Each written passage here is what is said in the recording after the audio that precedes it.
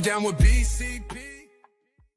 The following content is intended for a mature audience. Only viewer discretion is strongly advised.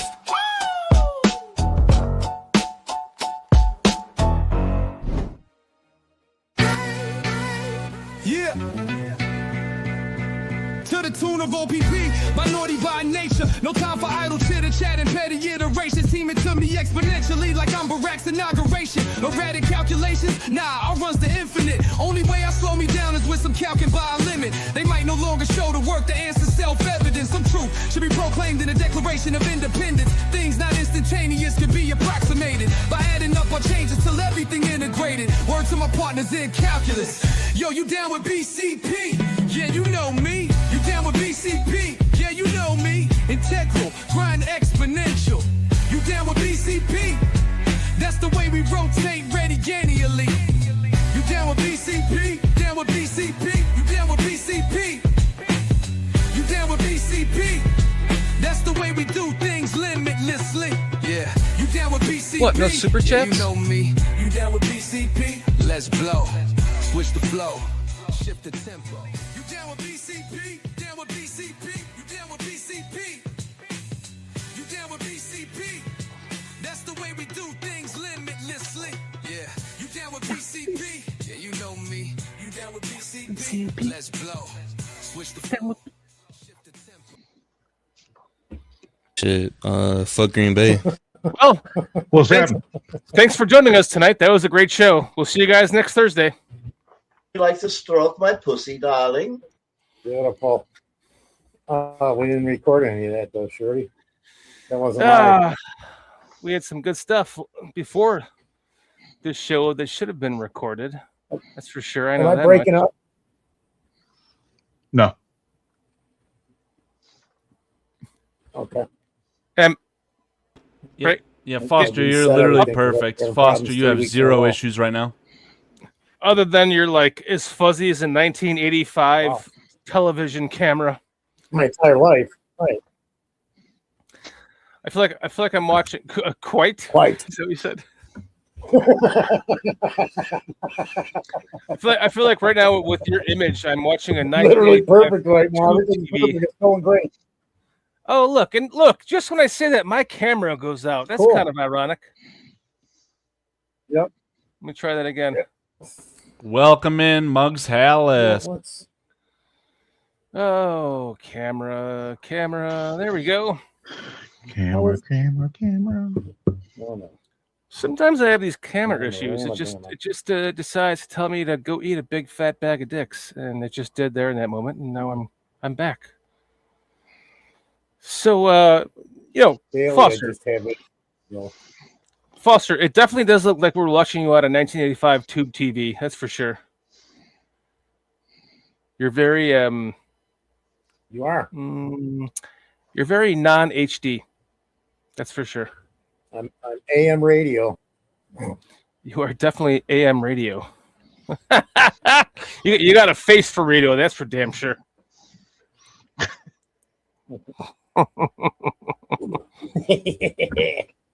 Look, we get a $2 super chat from my buddy Games Guru 50 who What? No super chats? who gifted me this mug. Look at that. You just happen to be watching while I'm drinking out of your mug. Thank you, my friend. All right. Custard on your spotted dick. All right. That's a nice mug. It is a nice schmug. You got a pretty nice schmug yourself. Not your mug. Not your mug. Mug. Oh, look, check this out, boy. Look at that. Yeah, that is handlebar all the way back to the fucking 70s, bro. What makes you decide to do that to yourself? I just can't understand it. Is it like a joke? Is it like a running joke that you do? You're like, I'm gonna go out in public with this thing and see what everyone thinks.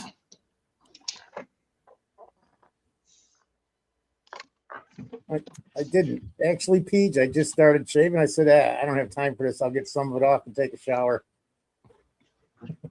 Maybe I'll go back to it after the show, not in the morning. Just like playing with the hair there. I get it. Hey, His mustache is as beer brought pussy stains as I've ever seen it, though. I tell you that much. Too bad it's mine.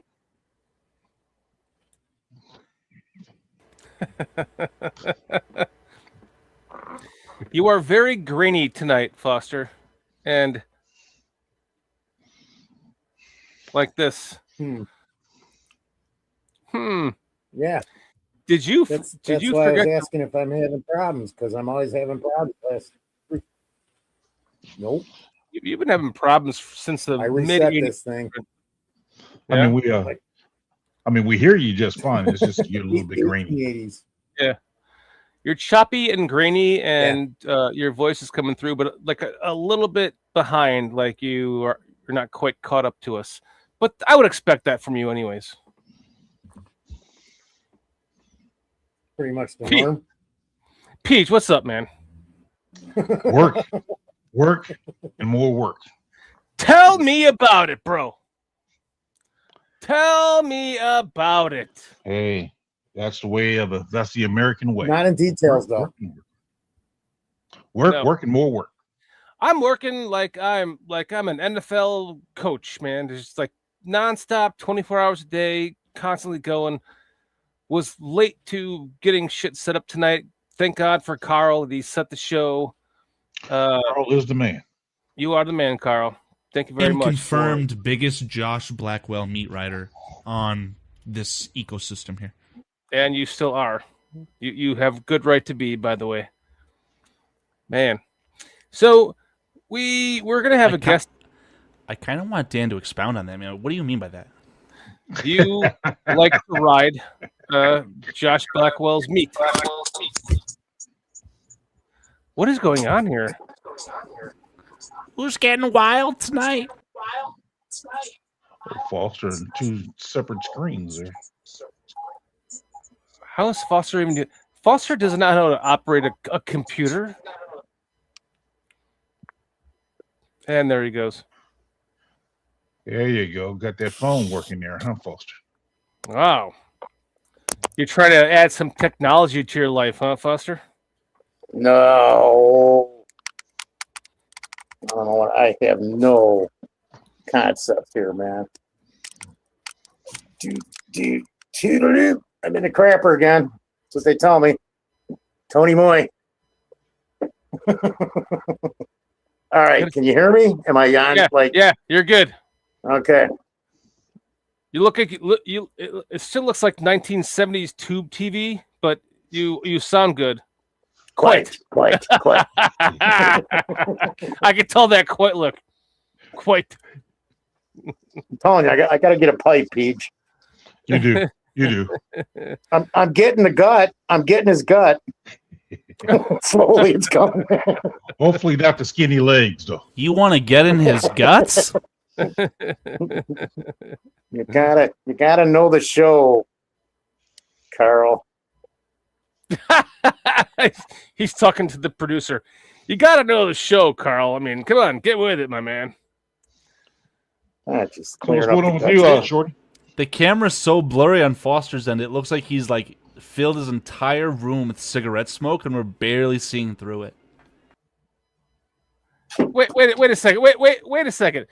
You put up a chat poll about one of my best fucking friends since I was 8 years old about. Look at the comment. Look at the comment. Look at the comment. I don't give a fuck what his comment one was. We are not banning my best friend from the show.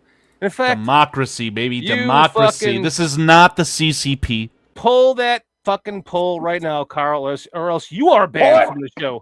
There is no. Let's There do is it. no. You shouldn't have. You should have put a no in there because there is no other option. But yes, 100%. I think so, or maybe fuck no. The answer is fuck no. That's my best friend since I was 8 years old. You don't ban my best friend. I'm lucky to have him in our chat.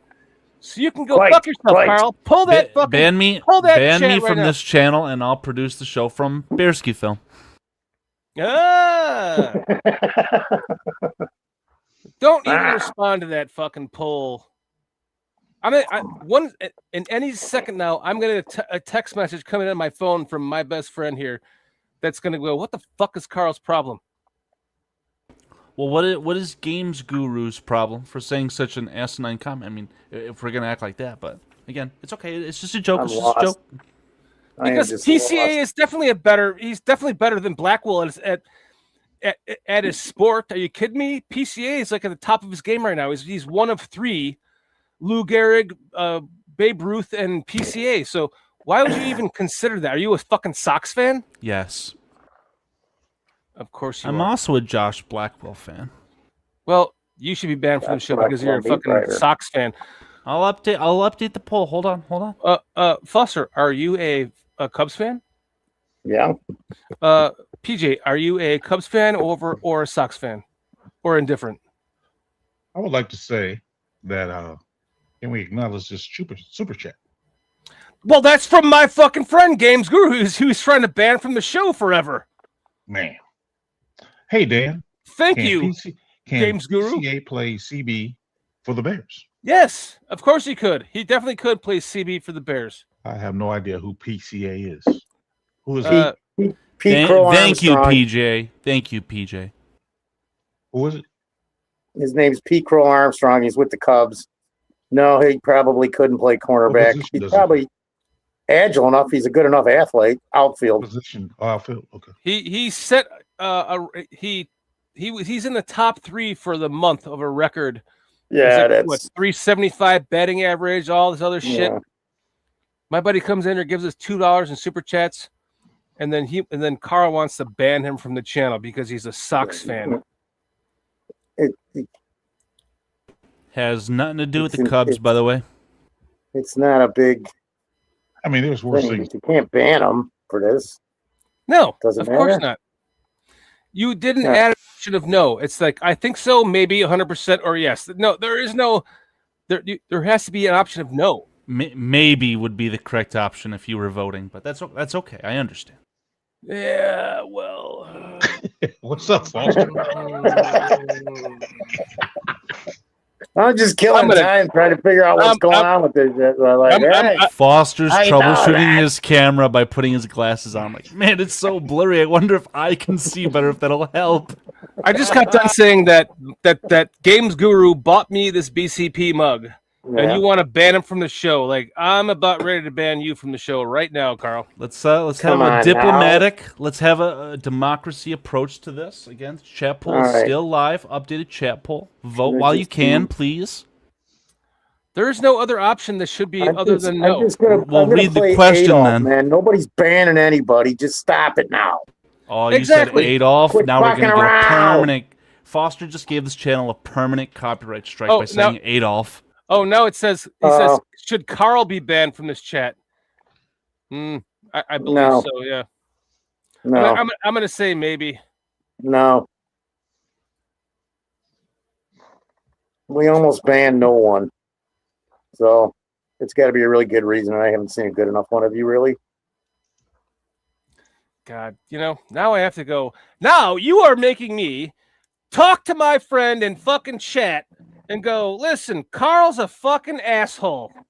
Excuse me while I address one of my best fucking friends of all time. This is a really good idea, guys. We should have Dan start to do cameo, because Alex, I think, nails it on the head. He goes, if I give Shorty $2, will he stick up for me like that? Alex, I think the answer is very clearly yes. No, that's not the answer.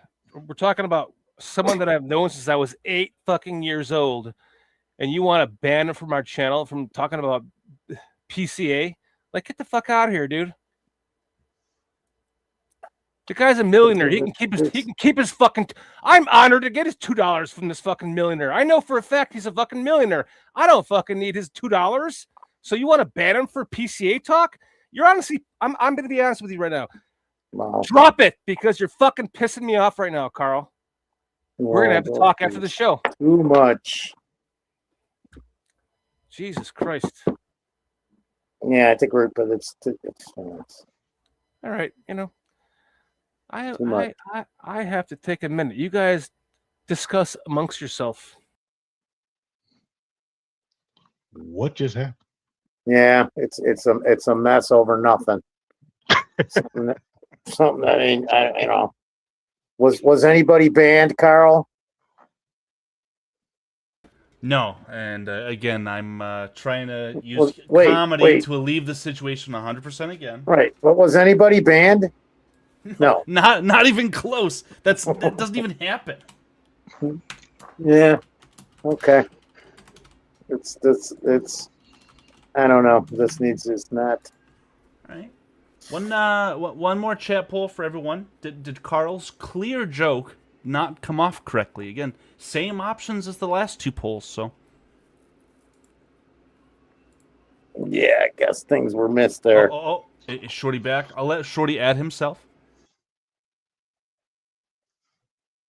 He's talking backstage, but I don't see him on the screen. No, Again, that's Shorty, okay. just So- add yourself when you're ready. So, Added who, myself. Carl? Oh, who's been added to the Bears roster? What's going on with the Bears roster? I see things, but I don't read things. What you see? I don't even remember. There's 3 guys that they maybe are taking a look at. How many men? I was gonna ask Carl. How many guys are on the roster right now? I know we're a little bit early, but this shit's here in what? 3-4 weeks, Peach? Not even 4 weeks. 2 weeks. Man. This is truly the dead time of the year, though. Yeah, I know, but it's going on the middle of July. So how can it be a dead time of year when training camp's coming up? Preseason's When does that start? Preseason's like 3 weeks away, dude. Wow. Do we want to talk? Do we want to talk our training camp ticket experiences, everyone? We can get to that. Do you know how is the roster filled out? It's had 90 players for a hot minute. They always find Okay. a way 91, right? to release someone who doesn't matter and add someone else who doesn't matter. I mean, But don't Yeah, they they- have 91 because of the exemption?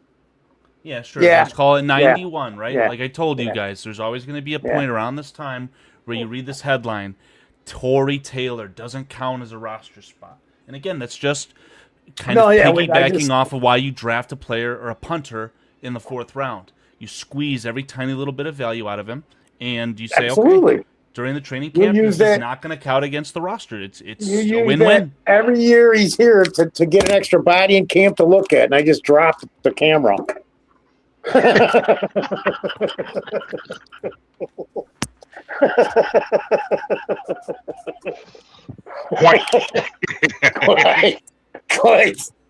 Quite.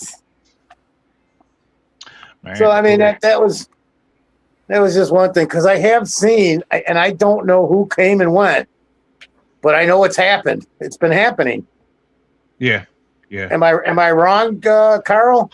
I think you are. Let me give you, and I'll even show it on screen again, just the absolute most latest official transactions from the Chicago Bears roster, okay? I'm talking in the last 3 weeks, 3.5. Yeah, these are the latest transactions per the Chicago Bears website. Well, I can't see them because I'm blind and my screen's in 1920. Right, so June 5th, the Bears signed Logan Jones and Dylan Thieneman. They signed their rookie deals. Okay. So subsequently, That's all June stuff. Okay. it wasn't subsequently at all, actually. Okay. They just signed their deals. They're on the roster.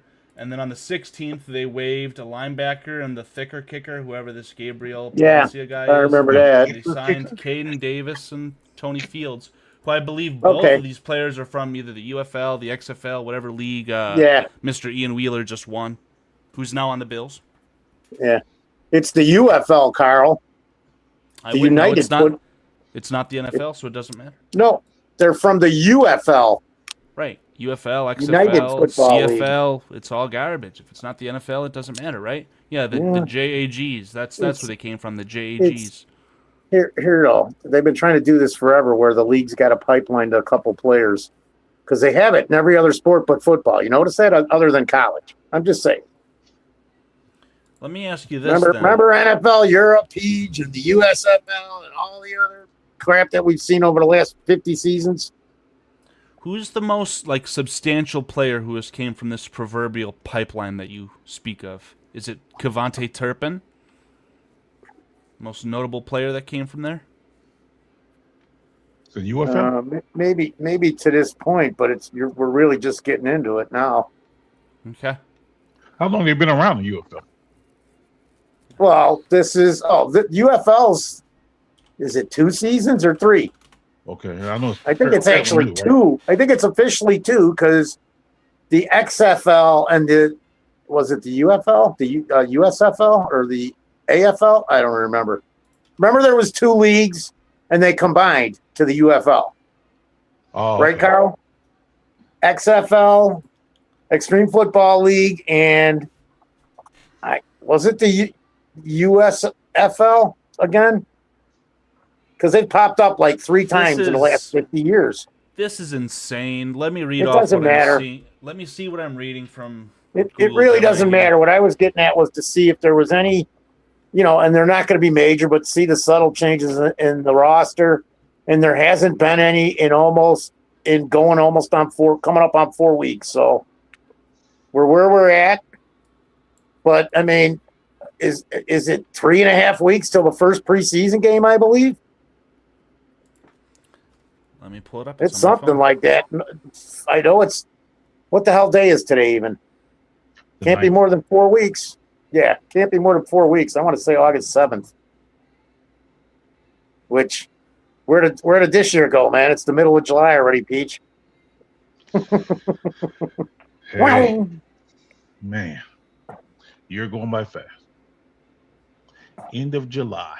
And we discussed this before, but are we still on the track that they'll make a deal during the season for a defensive lineman or defensive end if nothing has panned out and they're in the right trajectory? Yeah, by the trade Yeah. deadline. I'm just curious. Don't you Go ahead. think that the performance of the team has everything to say about that, though? Absolutely. That's critical. Can you That's imagine? gonna be the determining factor, Carl, if you're gonna do it or not. Because Can you? go ahead. I was just gonna say, can you imagine the unspeakable? And let's say there's a certain player who takes a football from the butt of the center that is not healthy enough to play, and you had traded everything for a defensive end just for that situation to happen. I mean, you'd be so screwed. All right, So- don't even go there, man. But I would Things say you happen. shouldn't even think about a trade for, let's say, a substantial defensive lineman until, I don't know, a week or Trade 2 before the deadline. deadline. Yeah. Yeah. See what your record is. Are you 6-2? Don't even right, know when the deadline that's- is. Are you you clearly basically on the said path to the long version of playoffs? what I just said. Yeah. Quite. I fully agree We're with you. we're Foster. agreeing. We're agreeing. That's odd because we talked about this like 3 weeks ago, and we all kind of came to that agreement. I don't know if you guys remember. We went through the scenarios, and you're talking trade now, and then because I've seen things, even Peach and Carl, where they're talking, oh, the Bears are going to trade for this guy or that guy, and I'm like, okay, whose contract are you going to rework? Because we don't have the freaking money. I think according to Adam Mason, there might be $3.7 million left after he's counting the practice squad and money that Poles likes to have. If you're only playing the game by the rules as it pertains to the salary cap, I Yeah. think you're doing it wrong. So that's just my Right. opinion. How many- I almost feel like to an extent money Carl, doesn't matter. who do you want to re-sign to trade so you can trade for somebody so that you have a problem paying one of your guys that you need to pay in the future? Okay, I'm just going to talk purely out of hypothetical because I don't Okay. know the numbers perfectly. But from a philosophical standpoint, I want the players that I know I want to be here for a long term under contract and Yep. sorted out before we have to address the elephant in the room that is Caleb Williams. So let's get Darnell Wright under contract. It'll be the first one. It'll be before this season ends. Right. Let's figure out what's going on maybe with Austin Booker, and I think that coincides with how well he's going to play, right? Is he your starter? Does he need an extension? You need to think about an extension, all these types of things, right? So I'm not saying you have to go out. Talk to me about Booker before Thanksgiving because we'll know by then, Yeah. in my eyes. I know that training camp for the 49ers and the Seahawks, their rookies report next Friday. Next Friday. Yep, that's what I was saying. It's dead time, but it's go time. It's go time right now. It's we're here, we're there. Yeah, some people finishing up that vacation though. Yeah, what the hell's that? Oh yeah, Pete, you had one of those once. You remember that, right? Once upon a time. Yeah. I'm actually taking a 2-week break, but I'll tell you about that later. Cool. Killing me, man. They're killing me, PJ. So just some quick hitting dates as far as the preseason and your joint practices. The first open practice is Friday, July 31st. Spoiler alert, I tried not that hard to get myself training camp tickets, and it was the exact experience that I prophesized. Join the queue at 10 a.m. when they go live. 10:15, every single ticket is gone. Up on Ticketmaster, reselling for hundreds of dollars each. It is shameful. It is an embarrassing training process. camp tickets. Yeah, it's shameful. I thought it was like $1. It's no longer $1. They're free, which is probably the problem. If they made them $1, it might help with the bots. But so they're free and they're being sold. Yeah. Oh yeah. It's called Scalped. Welcome to the real world, PJ. Yeah. People were doing this with. Not that I don't live in the real world. I'm just giving you a hard time, buddy. You know, I watched when I wanted to get myself a PS5. They were going. I forgot what the MSRP of a PS5 was when it first came out. Call it $500. Okay, you can buy a PS5 from Joe Schmo for $1,500, and people sit there unemployed and they do that for a living. It's really sad stuff, guys. But anyway, I got to bring this up because we're talking about this. So if they ever do it again with Indianapolis and they're in Indianapolis, let's go. Because you will enjoy it, and there's no hassle with anything. None. I miss Bourbon Day. Yeah. I miss Bourbon Day. Absolutely, man. It's funny, PJ. I was looking at houses there. Yeah, I just now, like recently. I thought that was a good time as far as being able to get a lot of people there, and it was free and spread out enough to where you didn't feel cramped. So I miss Bourbon Day. I mean, I get it. You know, they want to do it at Alice Hall, save money, and do it on their own grounds, make money, and all that, whatever. But I miss Bourbon Day. Yep, I agree. Even Platteville. I know a college a little bit further down south there, from Bourbon Day, where they can come and do some practice there if they want to. I know of a college. Eureka! You got the answer. I know of a college they can go to there. Just make a few adjustments there, but we can work it out. Oh. So then, our thumbnail too here was, I was wondering what stats we were predicting. Because I got some I could do with that. I mean, remember? You guys see it? Carol made it. Yeah. Yes, I actually took the time and wrote down some of the guys' stats from last year.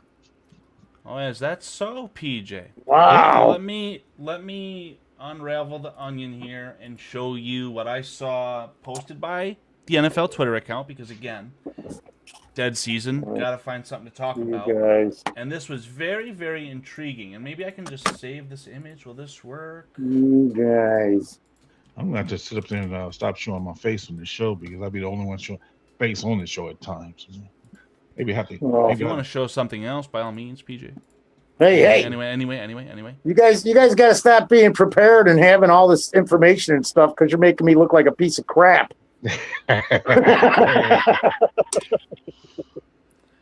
Hey, so before we continue, and I don't know, PJ not connected. What just happened? Did he just decide to pull his camera? I don't know, but I on your poll, I checked Airbnb.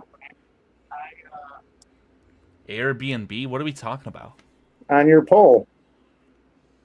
I don't have a poll that says anything. B&B? I'm very confused right now, Foster, and then he's lagging. What I wanted to say was a very big thank you to Mr. Marcus Mix Edit. He says, love from the Black Bear podcast. Haven't heard from those guys in a while, so welcome in, buddy. I see you're linked via Bearski Films, so greatly appreciated, and hope you enjoy what you listen to. Yeah, those guys, I like watching them, man. I've been catching them. I always try and catch them live because they're real into the chat too. They'll, like I wish I could see the chat tonight. I can't see it, which sucks. But why can't you see the chat? Because I'm on my phone, dude. Oh, I gotcha. What's going on with the computer?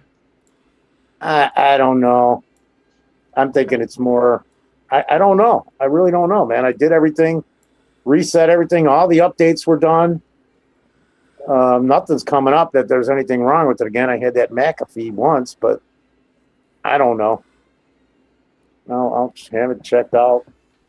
Technical difficulties. That's okay. Okay. Well, again, I'm here now.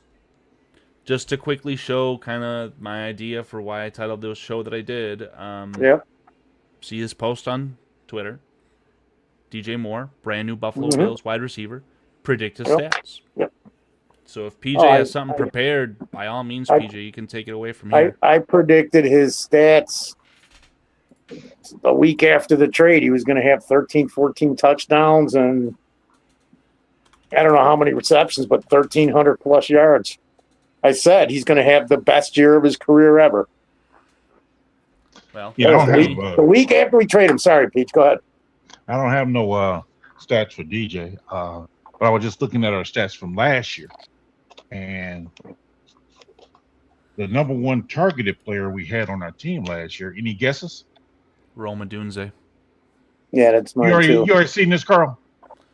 Well, no, it's just off recollection. I mean, the first month of the season before Rome sustained any sort of injury, he was absolutely the focal point. We were sitting here if that was Caleb Williams or not. Why is he throwing to Rome when DJ's wide open? Yeah, he only played 12 games, but out of that 12 games, he still was the number one targeted guy with 90 targets. Second was DJ with 85. Yeah. He played 17 games. And third was Loveland, who played 16 games, but he had 82 targets, so he was three behind DJ. Loveland got all those targets and yards at the end of the year. Yeah. Think about it.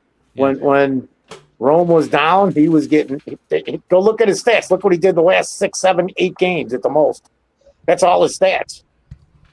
Then when you look a little bit closer, when you look at the top receiving yards. Top receiving yards was Loveland with 713. Next was DJ Moore with 682. After that was Odunze with 661. And then Luther Burden with 652. And he came on strong too late. Yeah. And the top three in touchdowns were Loveland, Moore, and Odunze. All three of them had 6 receiving touchdowns. Yeah. Well, maybe before we provide a proper prediction for what we see for DJ Moore in the category of touchdown, receptions, and yards, let me give you his career bests up to this point. DJ Moore? Yes. Yeah. In a single season, the most amount of touchdowns that DJ Moore has ever had, the highest number was in 2023 with the Bears, with 8 touchdowns. Receptions, he's hit 90 a couple times. His best was 98 receptions in 2024, again with the Chicago Bears. And as far as yards, the most amount of yards he had in a season was 1,364, again with the Chicago Bears in 2023. Ooh, I didn't realize he was had that many yards. So, my prediction for DJ, I don't think he's going to top. I don't think he's going to have his best season ever. I don't think he'll top 1,300 yards. Probably 12. 8. You said 8 touchdowns was his most before? Yeah, yes, sir. Yes, sir. I don't think he'll top that either. And receptions 98. Yeah, I don't think he's going to top that either. So maybe it'd be his second best, but I don't think he's going to top those numbers. It could. I didn't realize he had that many yards. I still say he's going to have 13 touchdowns, 90 to 100 receptions. And I say 1,300 yards because that's what I said when we traded him. I'm just going to stick with it. So in 2025, Wait a second. PJ, who else does he have to throw the ball to, Alan? That's my whole reason for this. Keon Coleman and Khalil Shakir. Shakir, yeah. Khalil Shakir. Yes, Shakir. So and then there's another guy in there, not his big name, but I've watched Khalil Shakir. I had him on my team coming out of college for. Let me provide some context for the Bills, okay? Just looking at their team stats, Khalil Shakir led the team in receiving yards with 719. Followed by him was, in this particular order, Dalton Kincaid with 571, Keon Coleman with 404, Dawson Knox with 417, and the running back, James Cook, was fifth on the team with 291 receiving yards. Receiving touchdowns, Kincaid had 5, Shakir had 4, and Coleman had 4, along with Dawson Knox also having 4. And the player that led the Bills in receptions, again, Khalil Shakir with 72, Kincaid with 39, Keon Coleman with 38. So if they can squeeze the life out of Khalil Shakir, so to speak, I think that this offense, again, spearheaded by DJ Moore's former offensive coordinator, I believe, in Carolina. I forgot his name, Joe Brady, maybe? Yes.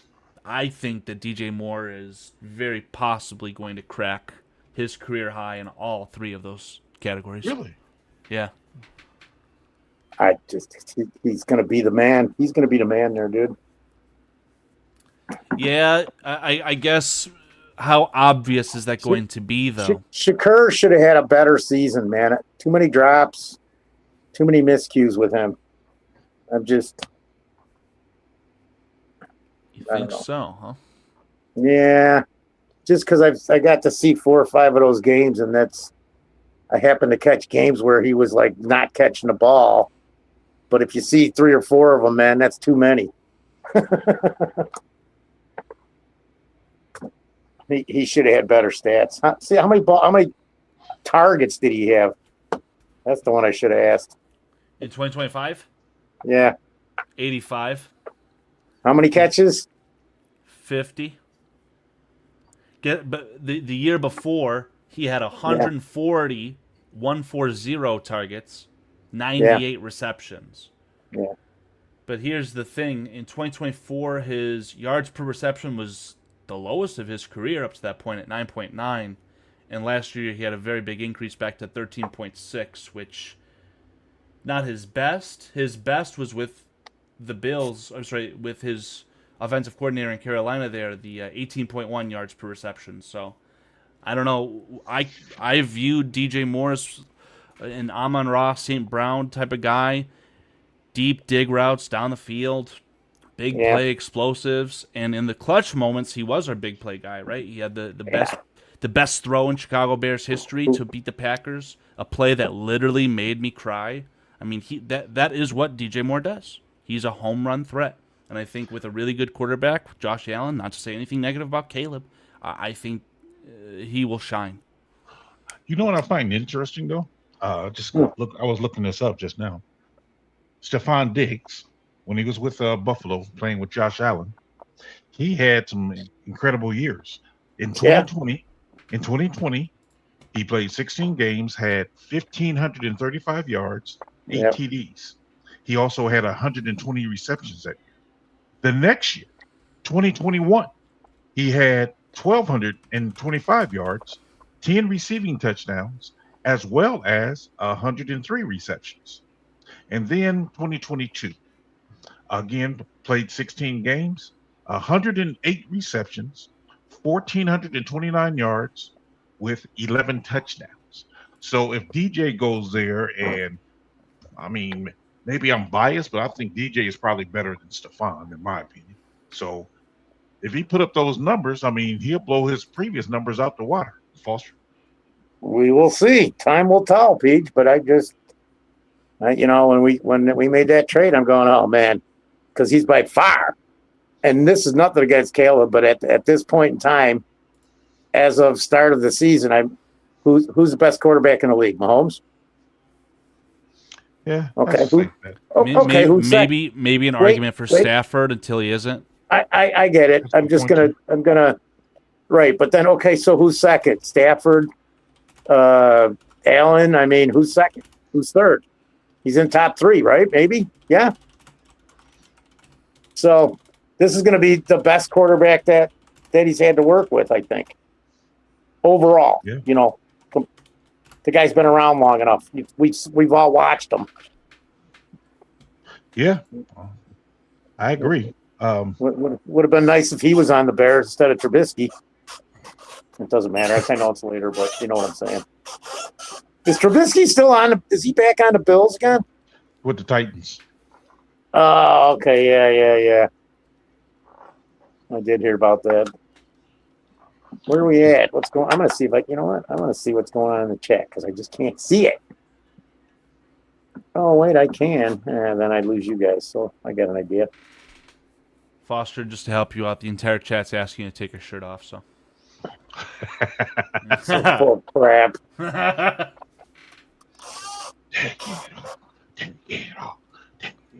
PJ's getting into it. I'm really not. Like Cliff said, all of the three, all three of the wide receivers are in the competition for catches for DJ. Should I say lack of competition? I mean, he's their number one in my eyes. As far as we could be done with DJ, but that's just my opinion on it. What I wanted to say earlier was that is it that obvious though? Is it going to be so obvious that DJ Moore faces a double team every snap that he takes? Like, is it too obvious? Well, if that's the case, man, then somebody else. There ought to be 2 guys having really good seasons. If that's the case, because Khalil Shakir had all those targets and he only mustered up 720 yards. All of his damage comes from like catches from behind the line of scrimmage, it seems. So again, DJ Moore added to the mix. Have DJ go down the field. That you'd think that would stretch the defense. That would be a good idea. Quite, Peach, quite. Yes, I mean, I'm with you. I'm sitting here thinking. My numbers are too high for you. That's all. No. It's not that. I'm thinking actually kind of the opposite because I'm like, Shakir may not be that guy to take the pressure off to where DJ has to get targeted more. And Keon had his issues last year, if I remember correctly. Am I right, Carl? 100%. He was a healthy scratch, I believe, potentially even in the playoffs. I mean, that's one of those guys who, in my opinion, has made it to the NFL, and making it to the NFL was simply good enough for him. He's got no drive, probably a direct prime example, rather, of the negative side of the NIL. And maybe I'm talking out of my butt. I don't know. But again, that's just what I see from the player, right? Whereas with Luther Burden, I saw a player come in, very, very good, had a down year. Now he's in the NFL and he's hungry. He's trying. Maybe that boils down to the head coach too. I have no idea, but that's just my opinion on that. Yeah, probably. A combination, man. You got to have all the right things at the right time, man. Maybe God got it figured.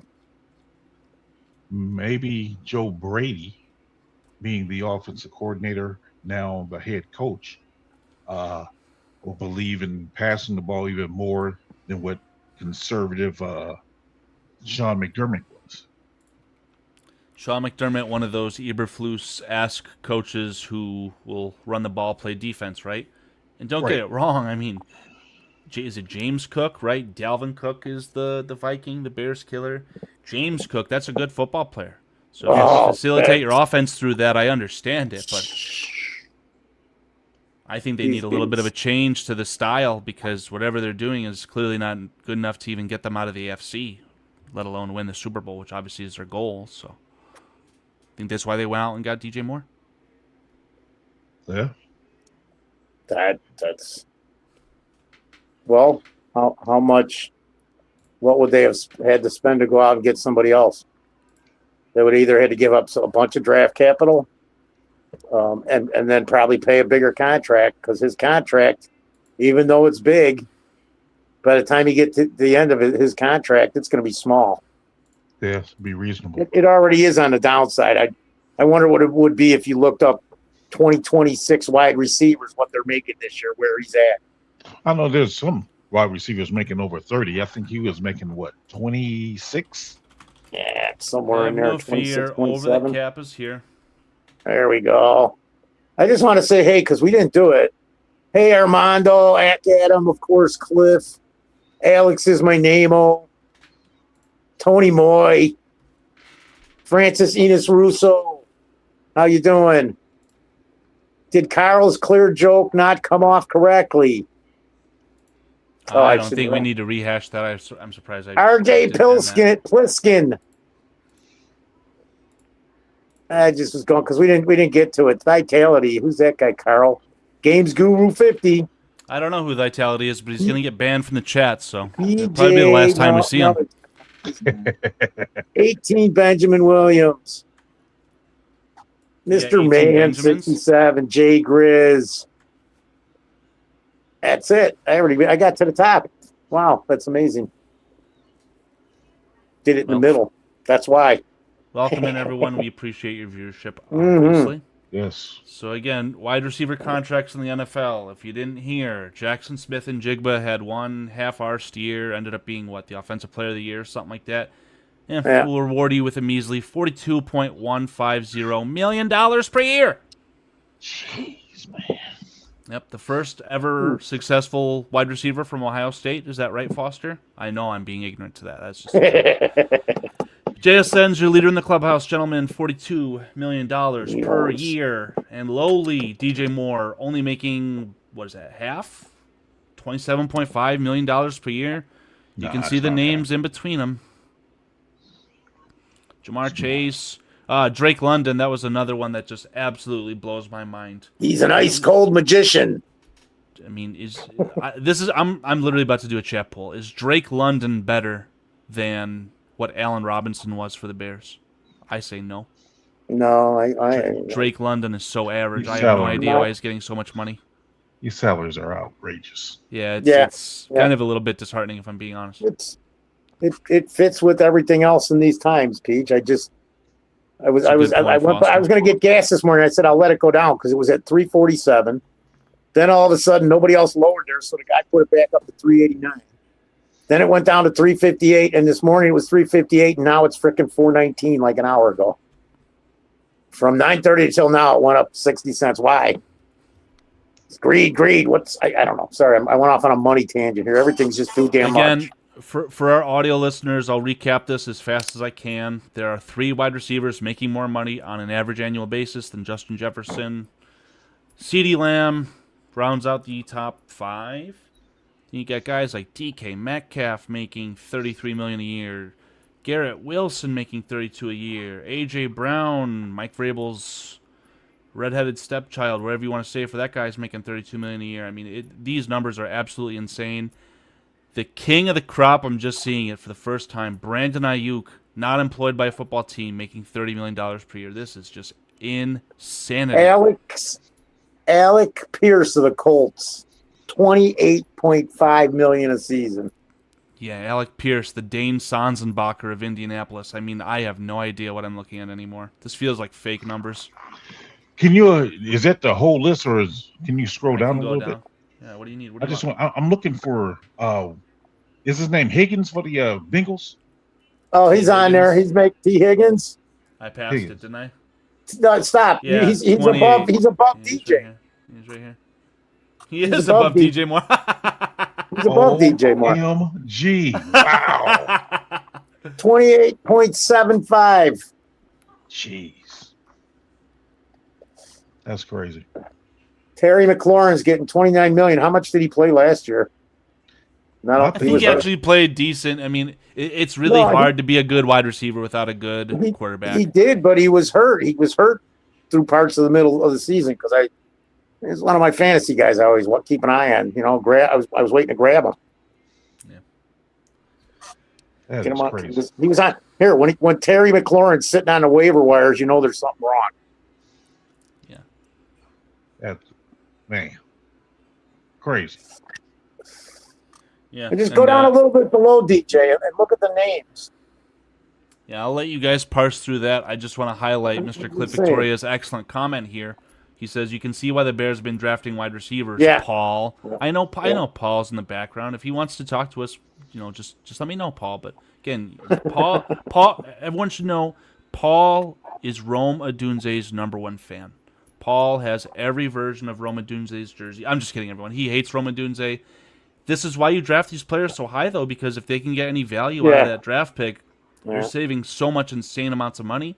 And if these guys are average and they go to another team, very touchy subject around here, right? I think if Rome Odunze goes somewhere else, we're guaranteed a compensatory pick. So And PJ, look at the Bengals.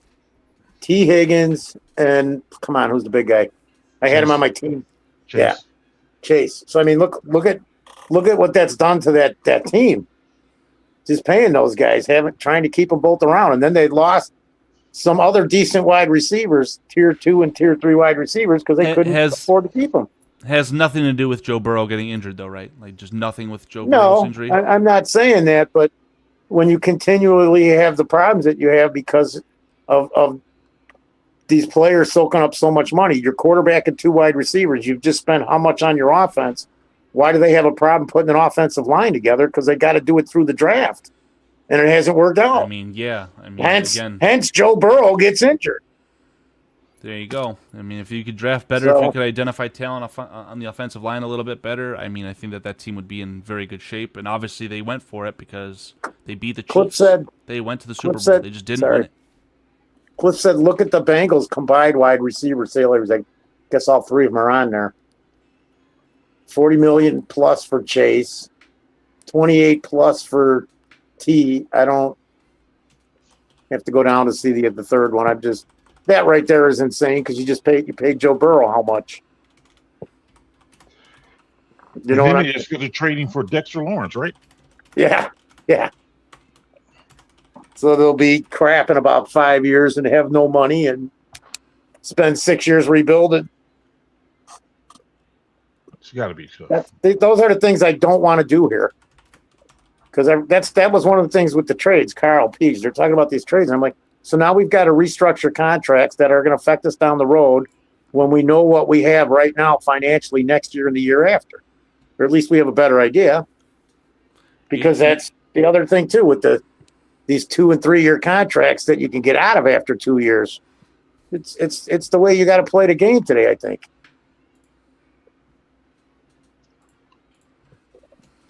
Anything? Yeah, I think I don't know. I mean, it's a delicate balance trying to manage or put together a team with the salary cap and all these other things. And when you look at DJ's contract, I mean, it's really cheap. It's really, it's really cheap in comparison to the other ones. And being a #1 receiver. Yeah, I think objectively, if your best receiver on your football team is making less money than the wide receiver 2 on the Bengals, you're doing something right. And whether you think DJ Moore is a fringe top 10 wide receiver, which I think he is at his absolute best, or if you think he's just a really good wide receiver 2, however you look at it, that contract table tells you that he's making exactly how much money you'd want him to be making, and it's very much a team-friendly deal, no matter how you slice it. I'll put it this way on him. Look around the league, pick the top 20 wide receivers because a lot of them you can interchange. Maybe not the first 5, but that next 15, 20 guys, you could probably interchange them. Just look at the numbers. And and when Poles sounds like we need to do a wide receiver tier list. Wait, when Poles made the contract, people were complaining. I remember sitting there going, no, it's a good deal because if he's still here in 3 years and we're paying him $27 or $26 million at the time, that's going to be a steal. Yeah, I think when you evaluate it, you compare it to the rest of the players on the Bears, right? Like DJ Moore at one point, if not already, is the highest paid Bear in history. Oh, he's not worthy of that. He's not the best Bear. I mean, just look at the times, though. Times change, money go up, arrow go up every year with the NFL. So he was making just as much money as he should. that's only because the other guys that are going to make more than him are on their rookie deals. The only reason. We know it. But that's what you've got to continually bring in to be successful in the league, or you can't pay your quarterback and your number one wide receiver and your best defensive end. Like, jump to the Sweat contract. It's not so terrible now. When you pull up what the other defensive, everybody's talking, oh, let's go get him. Okay, we're going to go get the dude from Las Vegas and add $32 million a year to our $105 million defense from last year, or top 5. Yeah, I think it was 100, whatever. I think it was, I don't know. They spent a lot on defense last year. That was what I was going with that. We know it. It's incredible. Totally incredible. I don't know. I just think that the way this thing is going, man, it's tough, bro. It's really tough. Absolutely. But in retrospect, I mean, you see what happens with the guys and moving forward, where it's going to go as far as salary cap goes. Yeah. And who's going to be getting paid what? And who's not going to be here? Because it's going to happen. It's going to happen, man. Yeah, somebody. My big thing is, and I see this happening, is I don't know who, but I really like the offensive linemen that the Bears they've been bringing in and seem to be developing. Yeah, I think these later round picks, man. I think we're in long term, because even with Tooney, how long is he going to play? I believe we actually already have his replacement, and Jonah Jackson's on the team if they're gone next year. And I only say that because so they give Wright the contract. Well, then they got to start working on Caleb's and maybe another guy or two. I'm not sure even, but you know where I'm going. What I'm saying is, you got to keep that pipeline going, because what was it? Cliff just said, oh yeah, almost $70 million for 2 wide receivers on the Bengals. That's insane. And then your quarterback's getting almost that again, or 50 or 60, whatever he's getting, 50 something million. Goodness gracious. So it's just insane. It's insane. And the only ones that are going to pay for it are all the fans. That's the kicker. The fans are going to pay for it, and it is what it is, man. Buka, King Buka in the house. What's up there, Buka? And Ice Cold Magician. Oh, and I forgot. Pete, you ever come in, man? We gotta do this. We gotta go meet Patty and Armando and grab Shorty and Carl and whoever, and go hang out at this place, Dino's Restaurant, man. They just came from dinner there. I haven't, we sold the house last year, so I think I've been back there one time in the last year, and I've only been going there since 1968. Goodness gracious. Any Italian food, man, like I kept telling Shorty, man, you got to go get a cheesy beef from there on garlic. Never did it. Pizza, stuffed shells, lasagna, spaghetti. I think you can get.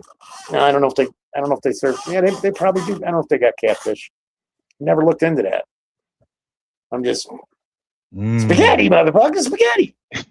I had some North Atlantic cod today. Oh, that had to be good. Yeah, nice and fluffy. To be good. Oh man, did you see Buka got camp tickets and they're bullshit? What happened? I don't know. I can't put anything up on the screen, so Anybody here get camp tickets or got he got messed around, huh? That's what he's saying. Son of a bitches, man. Let's go hunt him down, Buka. Maybe PJ can find that bazooka he lost.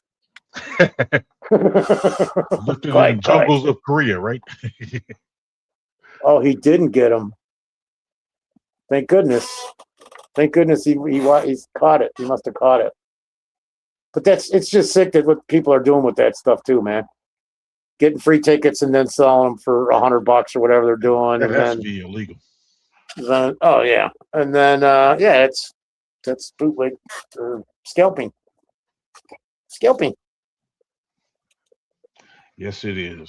It's weird because, man, if you get it free, how can you could do whatever you want if somebody gave it to you, I guess. So I don't know. Because if you had to pay $1 for it, that would make it scalping. Well, actually, scalping is whenever you, I guess, sell something for more than what you bought it for, as far as ticket goes for an event. That becomes scalping. So you can only sell it technically at face value. But but there is no face value. Thus, you shouldn't be able to sell it. Yeah, but if you gave me a car and I sold it for top dollar. But that's not for an event. For an event. Okay. Got you. An event. Yes. The key word. Yes. Quite. Yes, sir. See, you learn something every day on this show, once a week. Well, every day, once a week is all the same. Yeah, you weren't supposed to catch that. Let the audience bring it up, man. Yeah. I don't miss much. I just play it on TV. So, quite. So you said you did some research on because were you looking at giving our players stats for the season? Well, that's what I was saying. I mean, when I was looking at the stats for our players, now that Moore is gone, I'm like, right.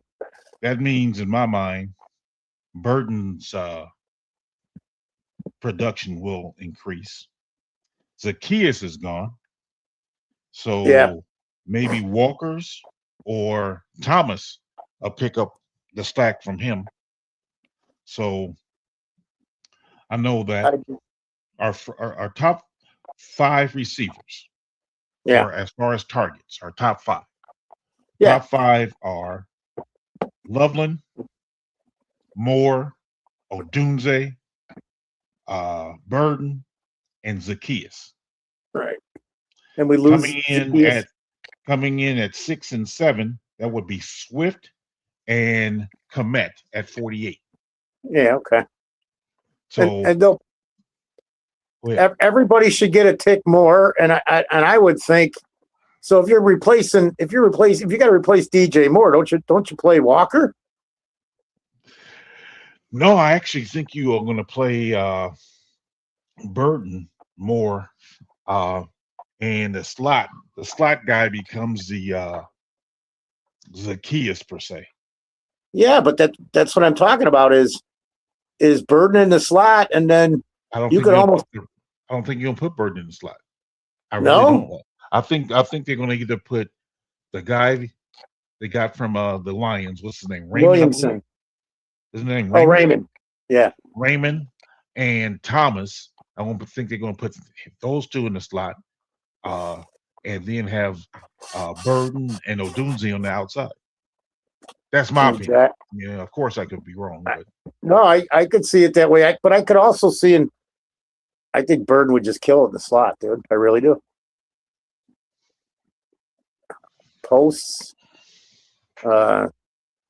especially if you're running where you only got 2 wide receivers on the field because you got 2 tight ends and 1 back. Then you can also have a lot of. I could just see him spreading the field and leaving the middle open for Burton to run a post or end zone. I mean, just there's too many options if you can do that. And with the speed of Loveland, because he's almost like another wide receiver. I don't know, just my thought on it. Yeah, I think you're going to see with the drafting of Roush, the Bears are going to be doing a lot of 13 personnel packages as well. I can see an uptick in that. I can't too. I keep going, man. He's Komet's replacement. Yeah, I'm real curious to see what they do with Komet this year. They're going to continually phase him out, or are they going to try to increase his production? Because, like I said, 48 targets last year. Yeah, no, I would increase his production because you're probably going to end up trading him. If you can, that's the whole thing is he's got to have a productive year to get the trade value up because But he's he's so reliable though. I know, but it's going to come down to money. It's going to come down to money because it always does. So if you can save on the tight end and the offensive linemen because you keep drafting them, yeah, you can get your 2 studs on the line, and you're going to pay your quarterback, and you're going to have to pay Odunze. When Caleb and Odunze came out at the same time, so there's going to be another contract there with him the following year. Caleb will get his first, obviously, but that's going to have to happen too, or you're going to have to draft another wide receiver. Yeah. So yeah, I think maybe they're comfortable enough in their evaluation techniques to keep on wanting to draft a wide receiver. At some point, you want to have a guy to be able to stay. Yeah. No, even Cliff is like, you draft the higher paid positions every year, and you'll win with the cap. Yeah. Even if, because I remember when we drafted Ozzie and Trapillo, and I'm like, he can't be the backup right tackle because we're not ready to sign Wright, and Wright we're going to probably re-sign anyways. I mean, Yeah. I was like, oh, you can't draft a starting tackle in the first round and have him sit on the bench for a year. Why not? Why can't you? Yeah, I thought when we was getting Trapillo, that they was contemplating on moving Wright over to the left side and Trapillo over to the right. I thought that's what they may be doing, but I was wrong. So I get it. Yeah, I just didn't. I don't. We know, if you remember, who's the guy who just came out this year, the left tackle from Boston College, because he's the reason again. This is the second time this happened. He's the reason again why Ozzie was at right tackle. Jude Bowery or something like that. Oh, okay. Yeah, you know what I'm talking about, right? It doesn't matter, but that was part of the reason that Ozzie was playing right. Because he was another one. I think that happened with Tevin Jenkins. They had the same situation there. The guy at the right couldn't play. He played left better than right, so Tevin got switched to right. The same with Trapillo, because he did take snaps his first year at left tackle at Boston College as a freshman. Yeah, I don't know if it's freshman or if he was redshirt or anything. Gotcha. I don't remember. I just was looking at him like he had snaps at left tackle. They're going to make him left tackle because he's capable of doing it. And we saw it. It's a shame he's got hurt, but somebody's got to rise to the occasion here and step up. Because nobody's talked about left tackle in the last 2 months. Like it's not an issue. It's going to be to start the season. Go ahead. You got 4 guys competing for it right now. Braxton. Yep. The TJ guy from Wills. Wills. Benedict and Amagaji. Yeah. And Amagaji and Benedict is working with Armstead. Am I correct? Those two. Okay. Those working with Armstead down in. I think so. Yeah. So. Yeah. Bring it. Holy. I wanna bring in Bearski here in a second. What's up, Chad Spieger? Everything Bears show. How you doing, man? It's an issue. I agree. Yeah, no, I mean he's they're saying in the chat. I mean he's got to be protected from the left side. We know what Braxton is. We have an idea, but is he healthy? What Wills is, just from his rookie year there in Cleveland, and we've seen the bits and pieces of the other two here on the Bears. preseason, regular season. You know, however large or small the film clip is, but nothing's solved. Nothing's 100% solved. We have an idea. I mean, you know, we should be okay. And tell me you think if Braxton's got to start, he's the best option. We should be okay-ish, correct? We know what his weakness is. I don't know. Yeah, I don't know if he's fixed that anchor problem. I mean, you know, if he can't anchor, that's still an issue. Yep. So, you know, hopefully, you know, they have some good competition in camp to bring out the best in everyone, and the best guy wins out. But you know, that's what. Hopefully, they can stay healthy to have a good competition to be able to find the right and the best left tackle. Yeah, no, it's obvious. Is Paulie here? Yeah, I mean, I don't know. Is your mic on, Paul? You in house? Yep. Okay. All right. With that being said, I have to go. So thanks, Paulie, for joining in. Sure. I gotta take this phone call. So I will see you guys later. Do it, Peach. I know you All probably right. don't. Bye. All right, fellas. Be good. Have a good night, ya. PJ. What's up? All right. Good night, PJ. Stay safe. So, What's up Foster, there, Paulie? How you doing, my man? We're gonna Okay. let's start this thing off by me shoving some of my content down your throat, huh? Oh crap, Yeah. No, I got two Carl, little clips are I you wanted straight? to show. So. Carl, you're still here. No, I will not still be here. I'll be Okay. leaving right now as well. Okay. Paul, which So- video would you like to have played first? Well, I don't, Foster, you want the comedy one or you want the serious one first?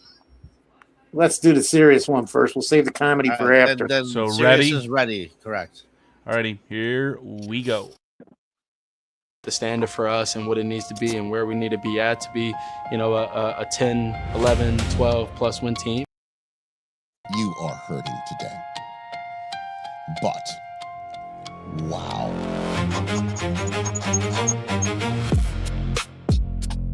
Does this season feel like a clean slate for you? Every season's a clean slate. Holy crap. It's a new season, new coaches, and that's going to be that every year. Every year is going to be a new clean slate, and it's time to go win. With that in mind, when you think about the narrative or what you want the narrative to be, what is the version of Caleb Williams that you want to present to the world? Yeah, he's himself off the field, on the field. He's accurate. You know, he does all the right things, and he wins. That's ridiculous. I mean, you talked about that 4th and 8 from last week and how outstanding that was, and I think this one was probably even another level ahead of that. So there's some things that you just can't coach. He's got that. Tell me you don't agree, right? Is there anybody here who thinks that you don't agree that he's that good and he will get stronger for it? Obviously, I know you wanted it this year. No doubt about it. No, man, that dude can win MVP next year. No question about it. Awesome. I think and I love everything. They are going to be back. No doubt. No doubt about it. I have zero doubts about it.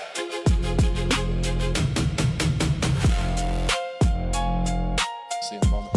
Caleb's also an eraser of his teammates' mistakes by not pinning it on his wide receiver. In the media, which young quarterbacks are prone to do because maybe that's in their DNA or they're not used to talking to the media. This kid is 100% ready for the spotlight in every way, shape, and form. Bears fans, you are good.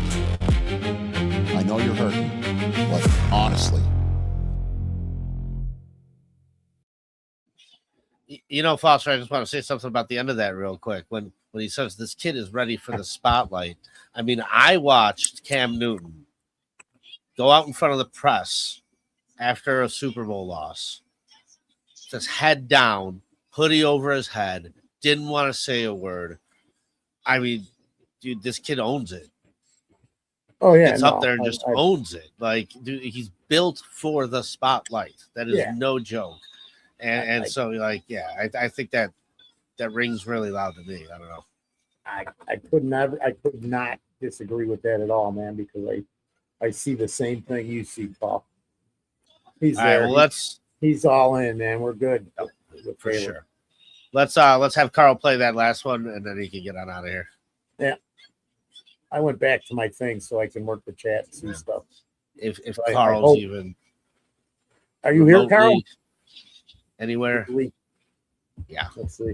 Like how they There we interview go. the coaches too when they go to the Thank you, in Carol. halftime. Yeah. As they're running off. Like I think they should just be able to stay focused on the game. Your offense has struggled to take advantage of those takeaways. Yep. They shouldn't have to talk to somebody in like a ski parker. They're like, yeah, you're down by 14. Okay, so what did you tell them to get things going? That it wasn't our brand of football. We're capable of a lot more, and so. What are your thoughts? It's like, what do you think my thoughts are? I told them that, hey, this is what the score is. Sucks. I'm worried about my job. I'll probably have to sell my house. We're hitting the reset button here at halftime. My wife's gonna leave me. I need to score more points in the other half. And we're excited about this second half. We got some things up our sleeve, so, all right. Who are you? Why am I talking to you? We're going to come back and establish our identity here in the second half. You took journalism. Yeah. Get out of here. What about Did he pay off the tees at halftime? No, because nothing happened in second. Yeah, it's a bunch of nerds interrupting people who know what they're doing. You need to change what you're doing. I don't know. You think so? We're going to be just fine. Thanks, Will. We see what was up your sleeve. Did you use it or? I don't know. What's up yours?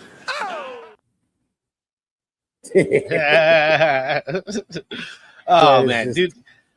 I just gotta say, I love watching the Bill Burr stuff. Shorty's back. I love watching the Bill Burr stuff because I just totally 100% relate with that man in all of his football antics. Yeah. Like when he's like, dude, Super Bowl, he's like, why? So everybody can sit there and talk through the game and then be quiet for the commercial. He's like, no, lock me in a dark room. I'll fast forward through the fucking commercials. I'll fast forward through the shit. I'll start in half an hour later. Whatever. And it's like, dude, I just vibe with that. I totally vibe with that. I get that, man. And yeah, I don't know. It's just going back through it. And then I need those Eberflus clips again, dude. That man. But the second he set that little cheesy joke up during that halftime report, dude, who knows which botched ending that was? All that was on that man's mind was, I hope somebody sets me back up for the punchline. Here we go. Like, dude, cheesy ass. Terrible coach. Shorty. What's up, guys? Yeah, no. What is going on? Real quick, Paulie, I can't stand that stuff when they do those interviews. Or they'll do it like the baseball games are doing it all the time now during the game, and I'm like, just what the fuck? You're asking them questions that everybody's gonna ask and already know the answer to if they follow the freaking game in any way, shape, or form. It's just annoying.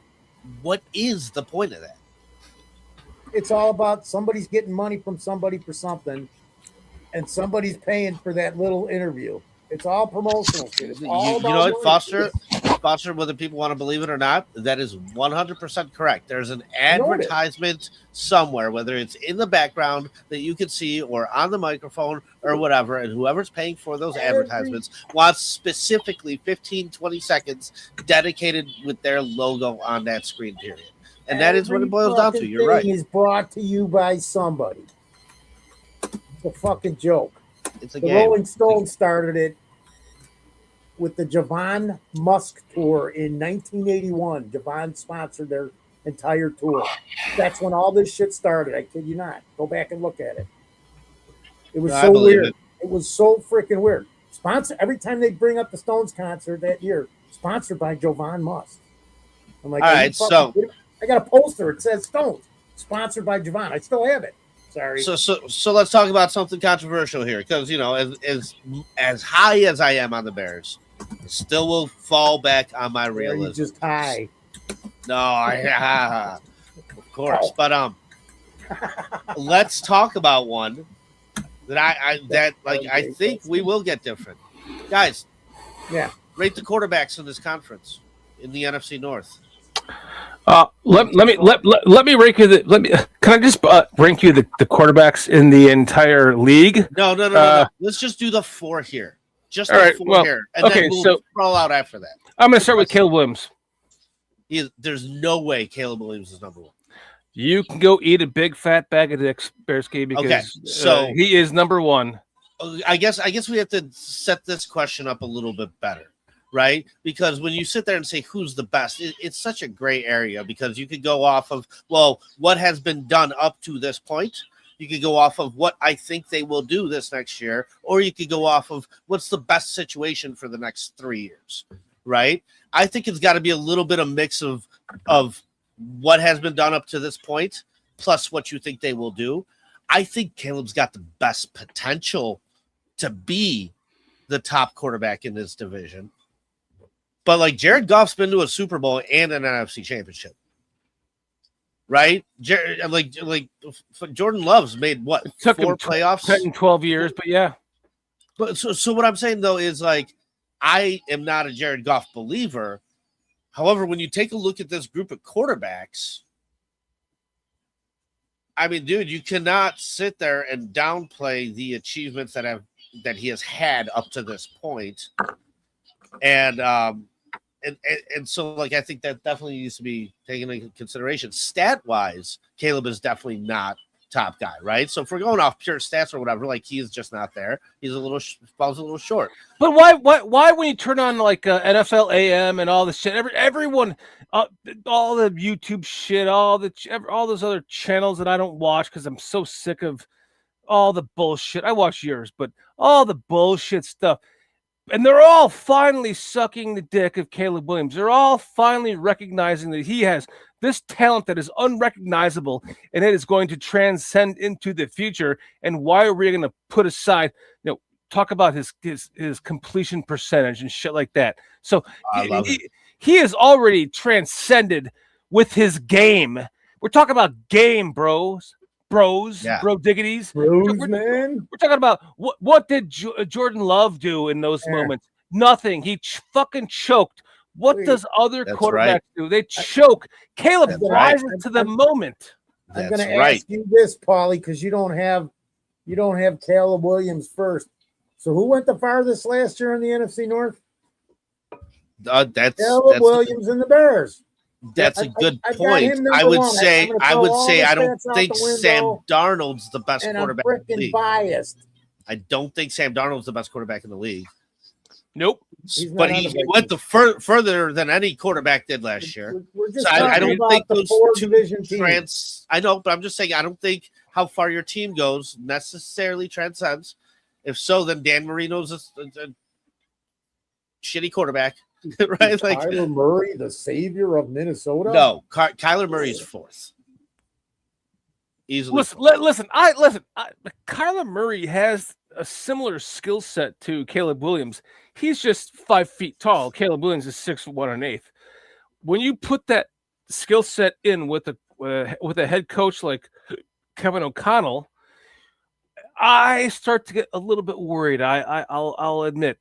A little bit worried about this shit. Like it all comes down to where this is. Yeah, I would be more worried about Jared Goff with Kevin O'Connell. And I know where Caleb's mind is every day on a daily basis when it comes to the game.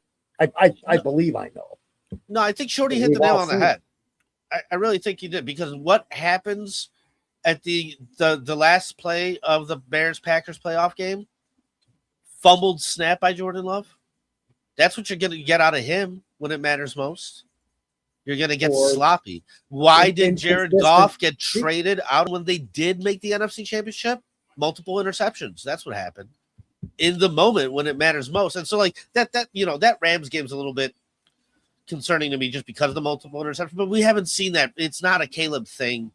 And he's still so young, and they already overachieved. So it was all bonus at the end of the day, right? But what I think is really interesting about this year, right, is I think that question that I'm asking has a chance to be an obvious answer at the end of this year. I think this is the year where you have to prove you're not a fluke, you're not a one-time thing. This is the year where you have to prove that you're not going to give the NFC North back. That you are here to stay, that you are for real, and you're going to watch these other teams start to try and climb up towards you. And so I think by the end of the year, Caleb can easily be number one quarterback. Did you see the video? Mark Schlereth says that Caleb Williams is not a good quarterback. Have you guys seen that shit on Twitter? It's like because he's talking about he's not making those gimme throws. Like Jesus fucking Christ, no shit, he's not. You know why? I'll be back in 1 second. Because he's learning a brand new offense in year 2, and he's relying on his skills to make the plays when the plays break down. But once the plays start happening, and all the timing and rhythm with learning the same offense 2-3 years in a row, dude. I'm calling it this year. This is the year I'm calling MVP of the league, MVP of the Super Bowl, year 1. So we're gonna win 4 Super Bowls from here on out, in a row, and then maybe a couple more scattered here and there. That's my call right now. But that's how I know. I am a. Everyone knows I am just over the. I'm too high and too low and yada yada yada. But I believe with this Ben Johnson offense going into year 2, Ben Johnson is the key to this whole thing, man. And then we're going to see this blossom into a big, beautiful flower that's going to transcend. We're going to see. Remember watching back in the day when Brady and Manning were just like, bing, bing, bing, bing. First down, first down, first down, first down, first down, touchdown, first down, first down, first down. Aaron Rodgers, first down, first down, first down.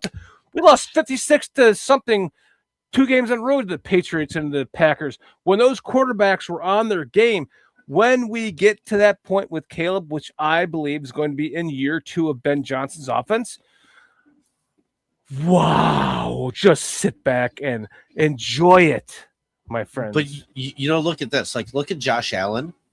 What did he do in the playoff game? He lost 6 touchdowns.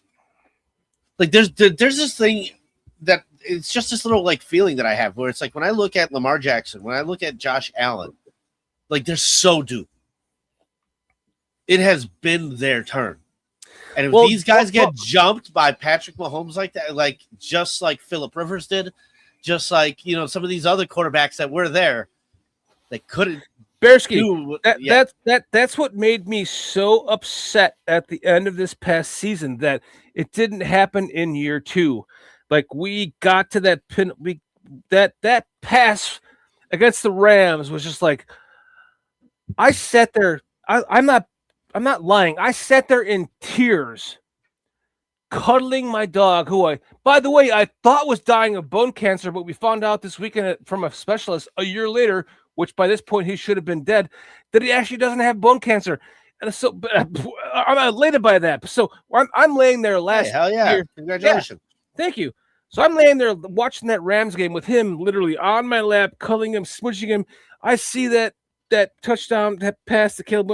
I just started like crying like a child. I'm like, we are winning the last time Super you Bowl were this year. torturing your dying dog, is what you're telling me? Hey, Paulie, he did not. He spiked the dog, dude. He spiked the dog. But I thought in that moment, he accidentally spiked the dog. Right. The dog's hurt. That's really. But I thought in that moment, this is happening. This is real. This is happening this year in year 2, like I thought it should happen. Yeah. Like everyone thought it was a magical season. For us to lose that fucking game on a Caleb Williams interception was so awful to me that I'm going back to what you were saying, Bearski. Like the great ones win that game. The great ones win the next game. The great ones win the Super Bowl, right? Like it was in my head that was what was happening, but it didn't happen. Am I going to default to that means he's not one of the greats? No, of course not. It was his first year. It was basically his first year in the NFL with, learning all over again, a new offense. Was his second. I know, but learning a new offense in a second year, the fact that he did that well by the end of the season is comparable. It means something, man. So I think that going into this next season, we all have that much to be excited about, man. We have the head coach for one, and then we have the second year learning the offense. He's going to get more of the dynamic plays within each one of those plays that's going to develop him into a better quarterback. Because by the end of this middle to the end of the season, dude, we're going to be looking at a whole different Caleb Williams, and we're going to be like, this is when it happens, man. This is the first year of 1 of 4 Super Bowl wins in a row. Flip that. Okay, I can keep going. Time out. Quite. Time out. No, Foster. I just wanted to welcome in. Hold on, Polly. I just wanted to welcome in LW Mechanical, and Ack Adams stopped in. But LW Mechanical asked if anybody got free practice tickets. He didn't. Nobody did. Actually, My coworker did. Couldn't get them. My Did coworker he? right next to me got them. Nice. I didn't. Carl even was think saying so. how you can buy them now. They're scalping them.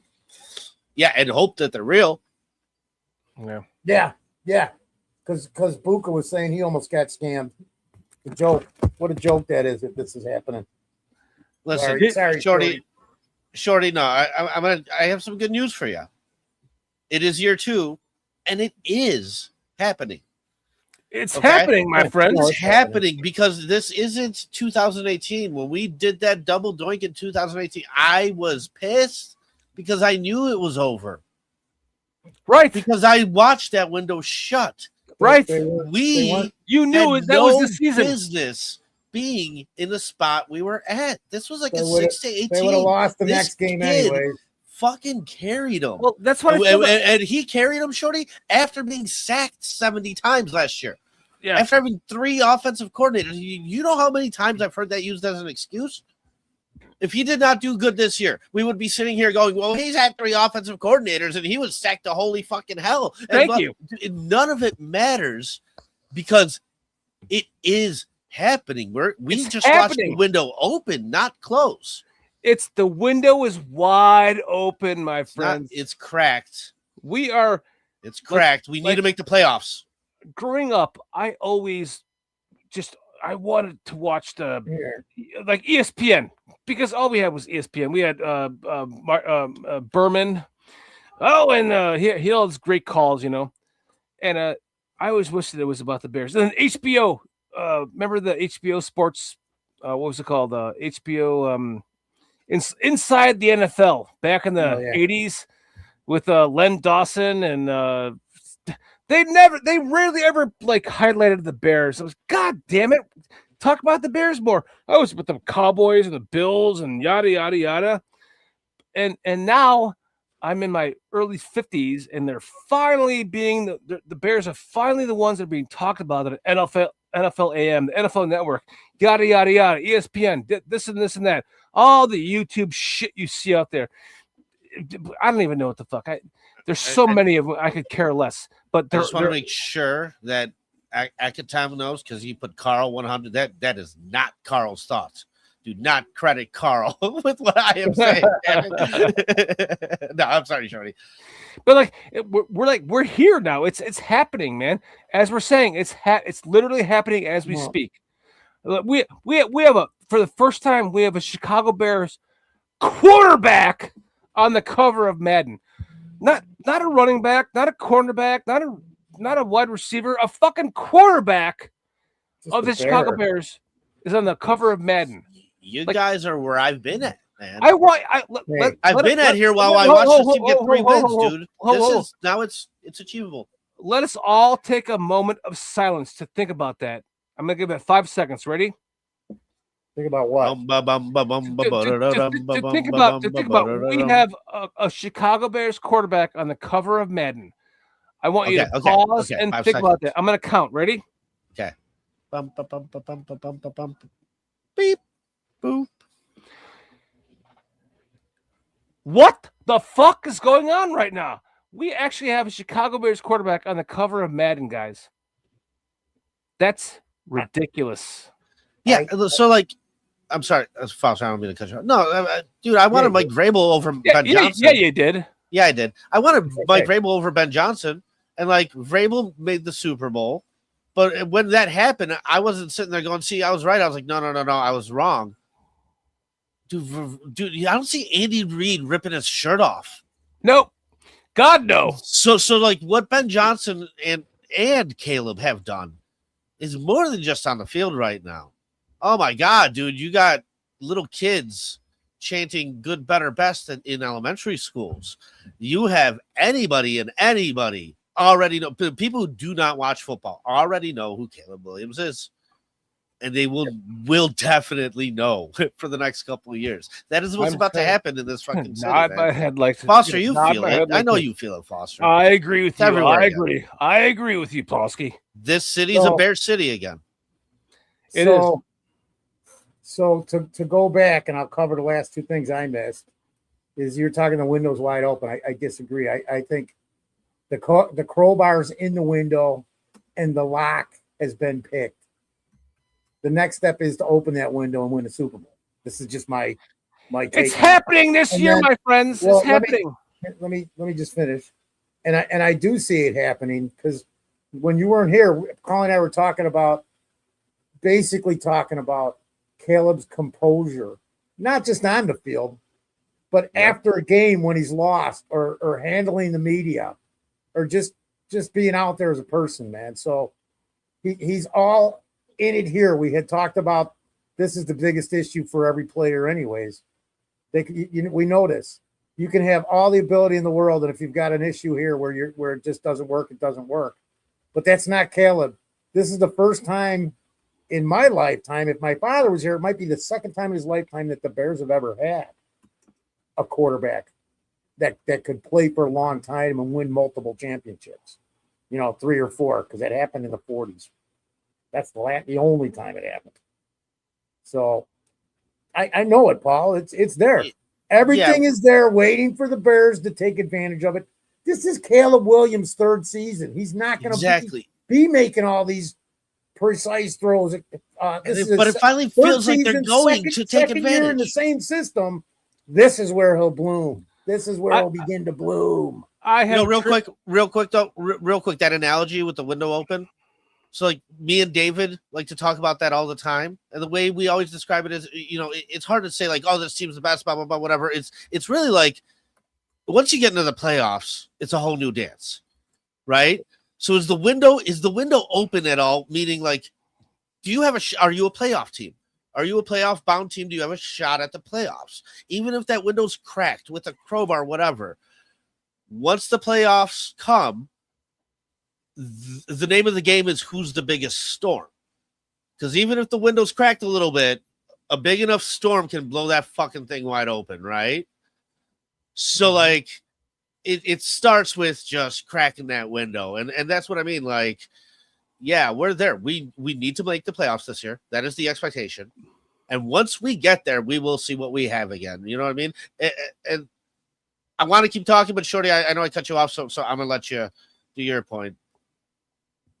But I mean, if not, I can say something else. But go ahead. I forgot what you cut me off. So I forgot what I was going to say. God damn it! So what I wanted to say too, you can't believe everything you think, but it should be.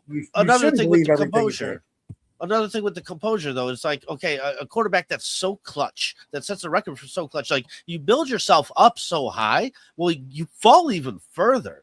The reason why Cam Newton acted the way Cam Newton did is because he knew that was probably his one and only shot, because that was very unique. That team, I think, had like, I think you saw the Panthers the year before were not that good. They only had like 6 wins, but they had some close losses. But you went from like a 6-win team to a Super Bowl team, and like, I don't know, man, it was just really sad in the moment. Caleb, in his hardest moment, showed the best composure. Like that's already a check. Like this kid is all that, and I think part of it is I think he knows it's not a fluke.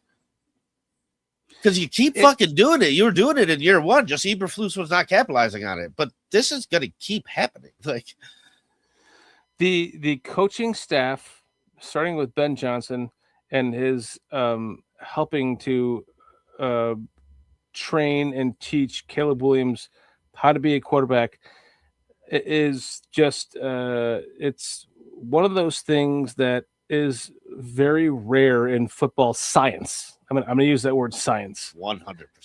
So, like, scientifically, this is just not normal. And even if you have a quarterback with Caleb Williams' talent, you could still have a Matt LaFleur who doesn't get the rest of the talent out of him. You can still have an Andy Reid that maybe not will get the. I believe that Ben Johnson is quite quantitatively, quite quantitatively quite the best head coach in this league as we speak. We can talk about the accolades of a retired Bill Belichick. He's gone, but now we have Sean Andy McVay, Reid. dude. Andy Reid and Sean McVay. But what has Sean McVay done? He beat us. He beat us with an interception. Like he lost that game though. Quantitatively, he lost that I game. can tell you what they've done. There Dude. is They've that done a guy lot. in Kansas City. He's won a little bit too. But Yeah. Andy Reid is like, he's kind of getting up there in age, and now his quarterback has a blown knee. Like, listen, this is Justin Fields' team for the next 8 months, or 8 games or 9 games, I should say. So, what does he get out of Justin Fields? We'll see. That will make Andy Reid's career. To me, what did he get out of Justin Fields? If Justin Fields becomes a top 10 quarterback in this league in the first 8 games before Mahomes comes back, that means that goes a lot towards Andy Reid's record as a head coach. But when you talk about what Ben Johnson did with this team, turning it from the worst to first, and then not only that, but creating an atmosphere that everyone is talking about, NFL Network, yada, yada, yada, yada, all these other fucking idiots, all talking about Ben Johnson. He is the end-all, be-all of this team, and we all know he is exactly what Caleb Williams needed as a quarterback to succeed, and we're seeing it happening. This is what just makes this such a mind-blowingly exciting team to watch for the next decade. Cool. I have more air spot. Definitely, dude. And there's like a couple things I wanted to hit. First of all, like I will 100% acknowledge everything that Sean McVay has done up to this point, because imagine if we make a Super Bowl this year and lose it. Okay, Shorty, you following? Mm-hmm. Yeah. And then Ben Johnson trades Caleb away for Justin Herbert. I'll say when. And then Ben Johnson trades Caleb away for Justin Herbert. That is what Sean McVay did, dude. He went to a Super Bowl with Jared Goff and then traded him away for a guy who he knew is a real quarterback that has not had success in Matthew Stafford, and went off and still won one with him, because that is what a real goddamn coach will do. Now, do I think that'll happen here? No. But do you see how crazy of a scenario that is? And that man pulled that off. So I will definitely give him his flowers, because that is not fucking easy, dude. To make that kind of a choice, man's got balls and football knowledge, and dude, like that's why I said earlier, like I think Kevin O'Connell would be scarier with Jared Goff, because Jared Goff's just more mentally understanding. Like, dude, you got to be on the same page, like to a T. If that happened, I would buy you a beef at Johnny's, and then when I was done, I would walk away from you like, hey, one last thing. I would kick you in the fucking nuts just for saying that. But it happened. I'm just using an analogy that actually happened. Then I'd be like, I love you, bro. Have a good night. They won. Listen. So if we do that, and 2 years later, Herbert's holding up a Super Bowl trophy. You see what I'm saying, Shorty? Like, that's what happened over there. I'm telling you, Bearski, I have gone to the future, and I've come back from the future. I have a time travel machine. It's in my office behind this Bears emblem. Is that what you did earlier during the show? I have gone. Is that where you went? And I came back, and I am telling you that this Bears team is going to become the first team in NFL history to win 3 in a row Super Bowls.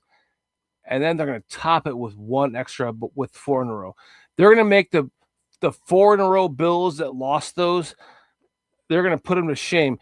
And by the way, we might play the Bills in one of those games, and I would really feel bad about beating them, because I have a lot of respect for tonight we're supposed to have a Bills fan on. He's gonna be on next week.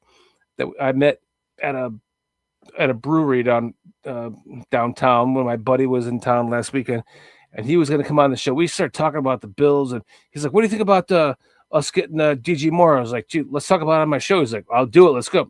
I'm gonna come on." He's gonna come on next week. So we predicted that I think in January. Like, oh, he's gonna go for a late second. We could see like a team like the Bills, or you know what I mean. And dude, it's just such an obvious move, and it's such a win-win, which is why it's an obvious move. Like, good for us, good for them. DJ's a hell of a guy. I'll still say it till this day. As much shit as we want to give him for whatever, I've seen that guy come through a lot. Even in the games where he ultimately didn't come through, he still came through on other downs, on third downs, on fourth downs. Like you, so I never questioned his effort, and I just feel like for what he was getting paid, he gave us more than that value. Like we won that. Jesus Christ, Cliff's saying I have a history of blocking people. I do not have a history of blocking. I'm going to stop typing that. I do not block people, Cliff. Maybe Carl does. I don't know. I do not block people. Carl is pretty sensitive. Unless they are over the top. And listen, when I left the show tonight, I called my buddy who we tried to ban. I called you, Bearski. I called my buddy who we tried to ban. I don't fucking ban people. You got to be a real prick for me to ban you. So, no, I did not block anyone or ban anyone personally, Cliff. Scrolls, I can see you. I may or may not be able to see you on one of my two. I don't see scrolls on the BCP, but I see him on my shorty side. So I'll have to take a look at that, because if he's blocked, it was not on purpose. Scrolls, you are a welcome member of our channel, and you would never be blocked. So I apologize if you think you are. Hey, there you go. Another benefit to dual streaming. You have all the degenerates go to Bearski Film. Oh, yeah, maybe they're on your channel and they're not getting No. So I see the comments on my channel. It's not much. Whatever. Some guy was typing in all caps earlier about Abe Lincoln or something. I don't know. Whatever. I get some weirdos, man. RJ Pliskin, did I block that one Lions fan? No, I do not. No, I did not. Listen, we do not block people. We don't. It takes a lot.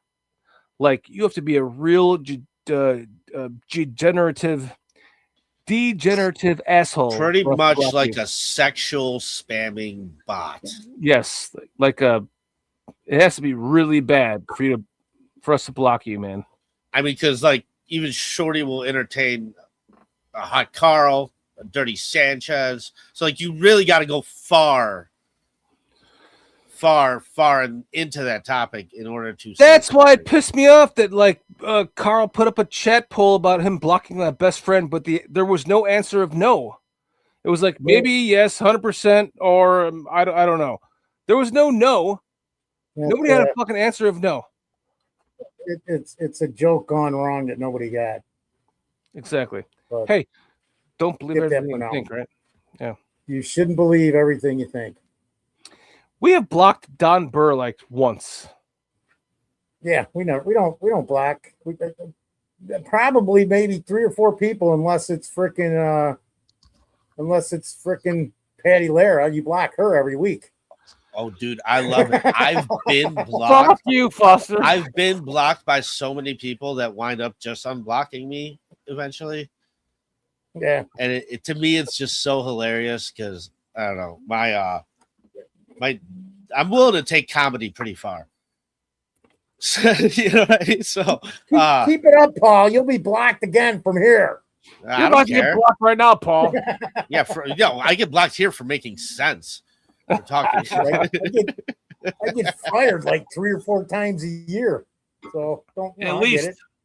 At least. At least quite.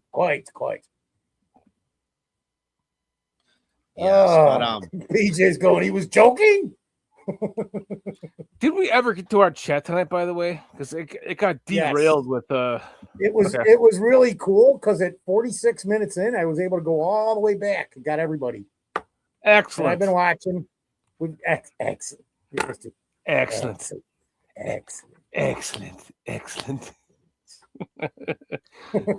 Simpsons for all of you that I don't like fucking know Mr. what I'm Burns. talking I can't help it. He's a dick. okay.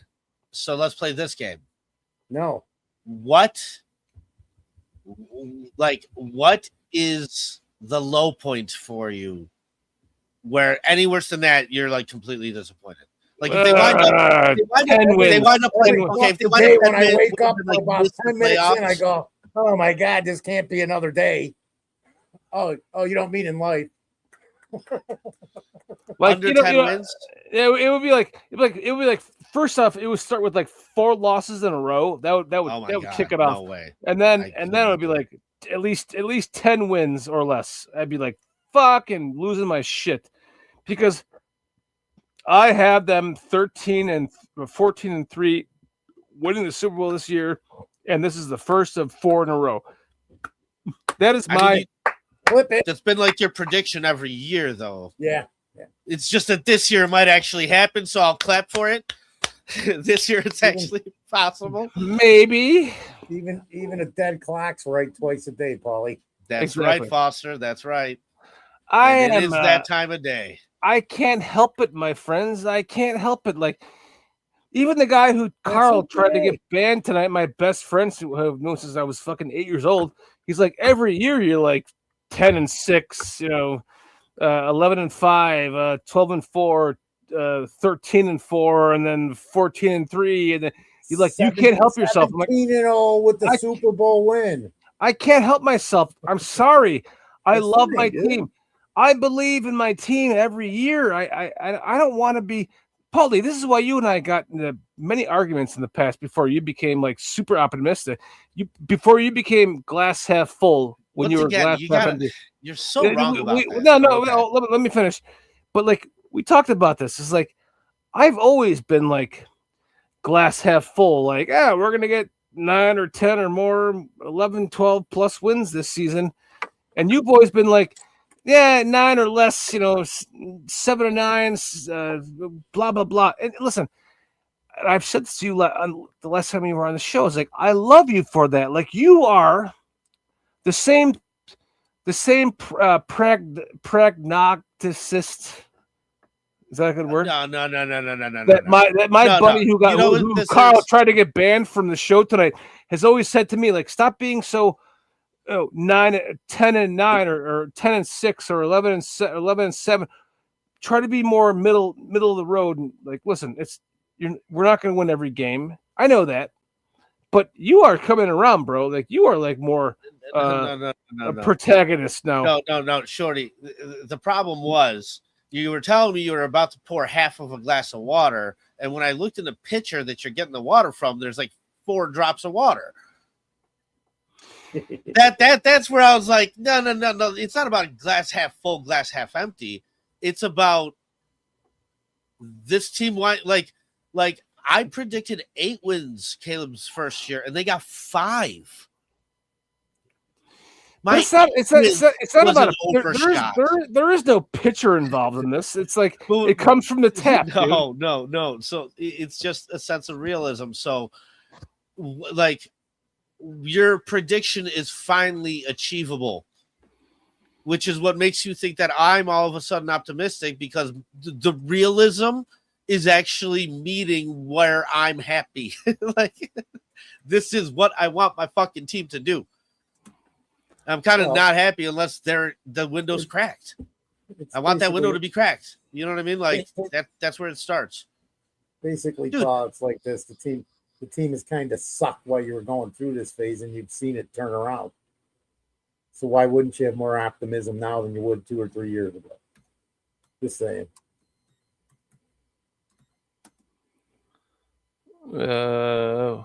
Yeah, I don't know, man, because I've seen through the curtain before, I mean, 2018 was a great example with Ryan Pace, GM of the year, Matt Nagy, Coach of the year, and all we needed that offseason was a kicker. And but like really, what we were riding on was the success. We never of had a fucking Fangio. quarterback. How many people? Anybody that thinks 2018 was real is just fucking wrong. No, but I don't see how anybody thought they Foster, could have you done had anything more with that year, than man. you had this year.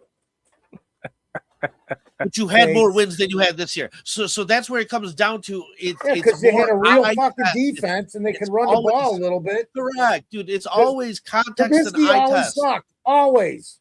They That's- never had there was no Foster- fucking window. That was all luck. I'll tell you just right me. now, Foster. That's me, dude. There is way this plays out where they're 10-7 and they make the playoffs, and I'm not really that happy. And there's a way that this plays out where they're 10-7 and they miss the playoffs, and I'm actually ecstatic.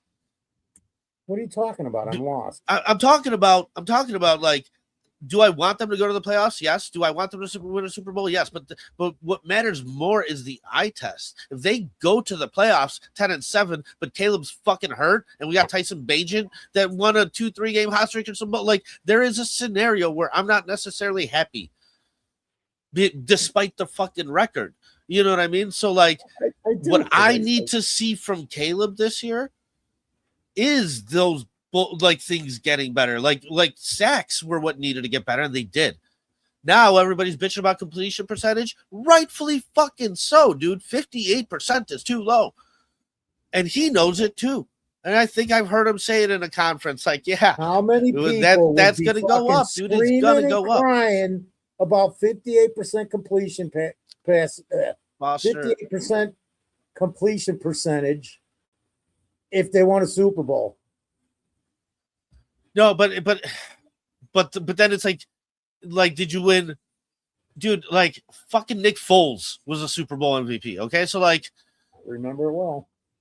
Like Sam Darnold just won one, and like I said, I don't think he's the best quarterback, right? He's so not. there is no, he's not. So that 58%, you might be able to mask that shit up or something, but like you would ideally like that higher. And Foster, what I'm seeing here.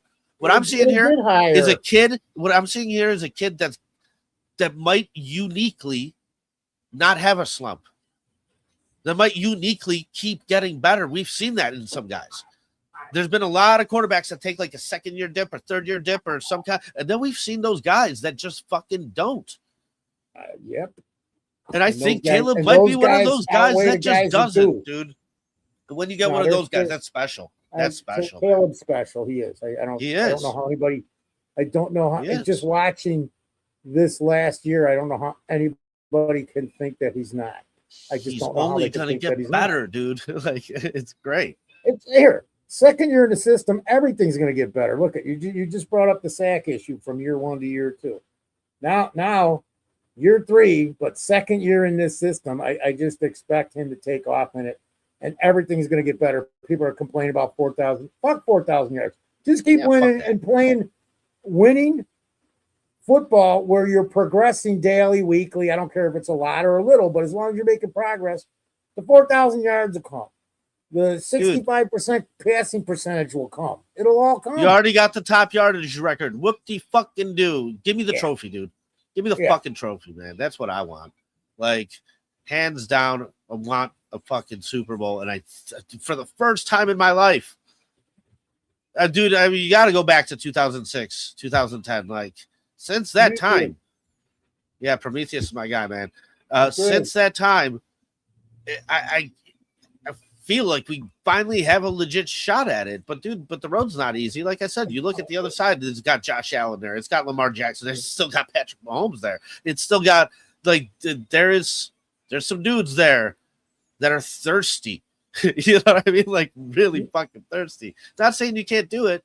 Sam Darnold just did, but like, man, Caleb easily can be the number 1 quarterback in the NFC by the end of this year. No doubt about it. It wouldn't surprise me one bit. It wouldn't surprise me either.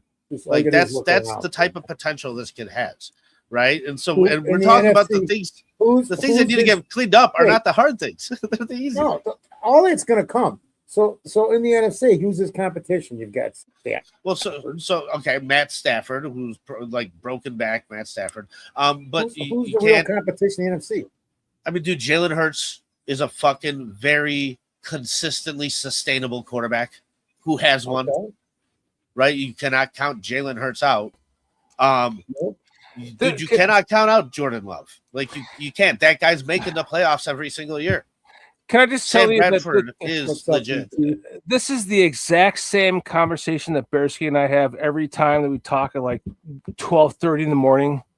Well, never mind. Good night, everybody. Stay safe. Eastern time. Wait, if I was a good producer, I would have that logged up. Anyways, yeah. Like so, Bearsky, you and I have this conversation all the time, man. It's like I love what you're saying, but I forgot my point. Bear Truth 9. No, so like, yeah, put a Bear Truth 9 comment. So it's kind of like what Shorty's saying too, but it's not it. What I'm saying is, I don't become more optimistic at the end of the year when Caleb earns and achieves a top quarterback spot if he's a top 3, top 5 quarterback spot in the NFC North, then I will sit there and say that and love it. It doesn't make me more positive. It just makes the realism of the situation more positive. Like, that kid earned it. This team got 11 wins. This team made the playoffs. This team fucking beat the Pack. They all earned that shit. And I will give credit when credit's earned. Like, but you gotta still go out there and do it, dude. Like, nothing's given you for granted. Cliff Victoria says Stafford at 38. How many years can he keep this up? He's 38 years old. He was the MVP of the league last year. So we're talking about Caleb at 23. We're talking about 15 fucking years later. If he's the MVP of the league, even only once, is it not worth it? Like, it's if he wins us one Super Bowl and one league MVP, is it not worth it? Of course it's worth it. You know what I'm going to love? I'm going to love if we sweep the fucking Packers. Do you know what their reaction is going to be? They're already pushing chips all in. They're already doing that. They got like a 2-3 year thing before they blow it up. And they might freak them out to where we see them start clawing early and start blowing it. Like, dude, it's going to be so great if that happens. And so, like, I'm willing to enjoy the steps along the way. I want that Super Bowl too, but this is going to be a fun ride, dude. We're going to sit here and we're going to have more of these kind of games, more of these type of highlights, more of these type of moments. This isn't an accident. Kid keeps doing it. He keeps fucking doing it, man. And he's only going to get better. So, yeah, no, I do have to bounce in a little bit. I did upload one more clip. Shorty, I know you kind of missed out on that one earlier. So the second half of this is the same, like as the reporting thing, but I don't know. It's a little bit longer of a Bill Burr clip, just because like I said, I vibe with this guy's takes so much. So I want to leave here with a laugh. So if you want to play that one real quick, then I'll probably bounce on out of here shortly after that. Yeah, then we'll end this shit. So let's go. Now, people who care about football are still watching it. I watch 2 games on Sunday. I tape 3. Right. Then I watch the Monday game. And then Tuesday, I watch one of the 3 that I taped. Wednesday, I watch another one. Then I watch the Thursday night game. And then Friday, I got to watch the Sunday night game. Then Saturday, I watch college football. No Super Bowl party. No Super Bowl party. If you're a true football fan, you do not go to Super Bowl parties. I still watch O.J. Simpson highlights. I do. I'm a football fan. We can just sit there with like a pizza and a drink, like that's not holding, and just be like and enjoy ourselves. He's one of the top 5 running backs of all time. You're able to compartmentalize. But he's all of that because it's all a bunch of losers who don't watch it all year. And what they do is they talk during the game, and then they shut up during the commercial. That's when you know you're in trouble. In the NFL, it's when you just stand there. I don't even know what that means. We got to get it right. We didn't get it right, but we're going to work on trying to get it right. I don't mind that people use roids. I think they should use roids. He's not just that. He also won the Heisman Trophy. He gets 2,000 yards in a 14-game season. It's just like people they're complex. And then the game comes back like, oh, how much do you think that one cost? Huh? That's funny. I thought that one stunk. And it's just like, the rage that goes through me. So next time, we got to get it right. They got a real problem. It drove me nuts the whole month. They got a real problem in the NFL. As compared to what? Plumbers? Electricians? Society in general? There's a lot of great people that play football. The league's going to be fine.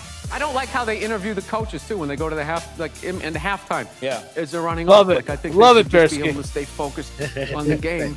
Your offense has struggled to take advantage of those takeaways. They shouldn't have to talk to somebody in like a ski parker. They're like, yeah, you're down by 14. Okay, so what did you tell them to get things going? That it wasn't our brand of football. We're capable of a lot more, and so. What are your thoughts? It's like, what do you think my thoughts are? I told him that, hey, this is what the score is. Sucks.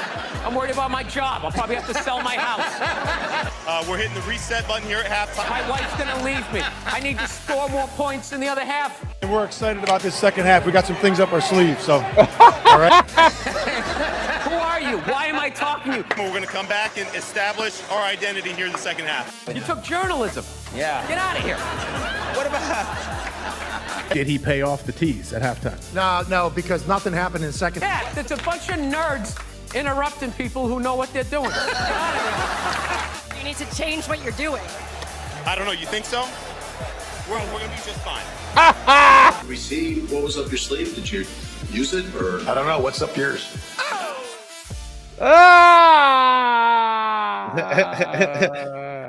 So if you want me to put a little context to Cliff Victoria's comment compared to plumbers, I believe the conversation at hand was Ray Rice.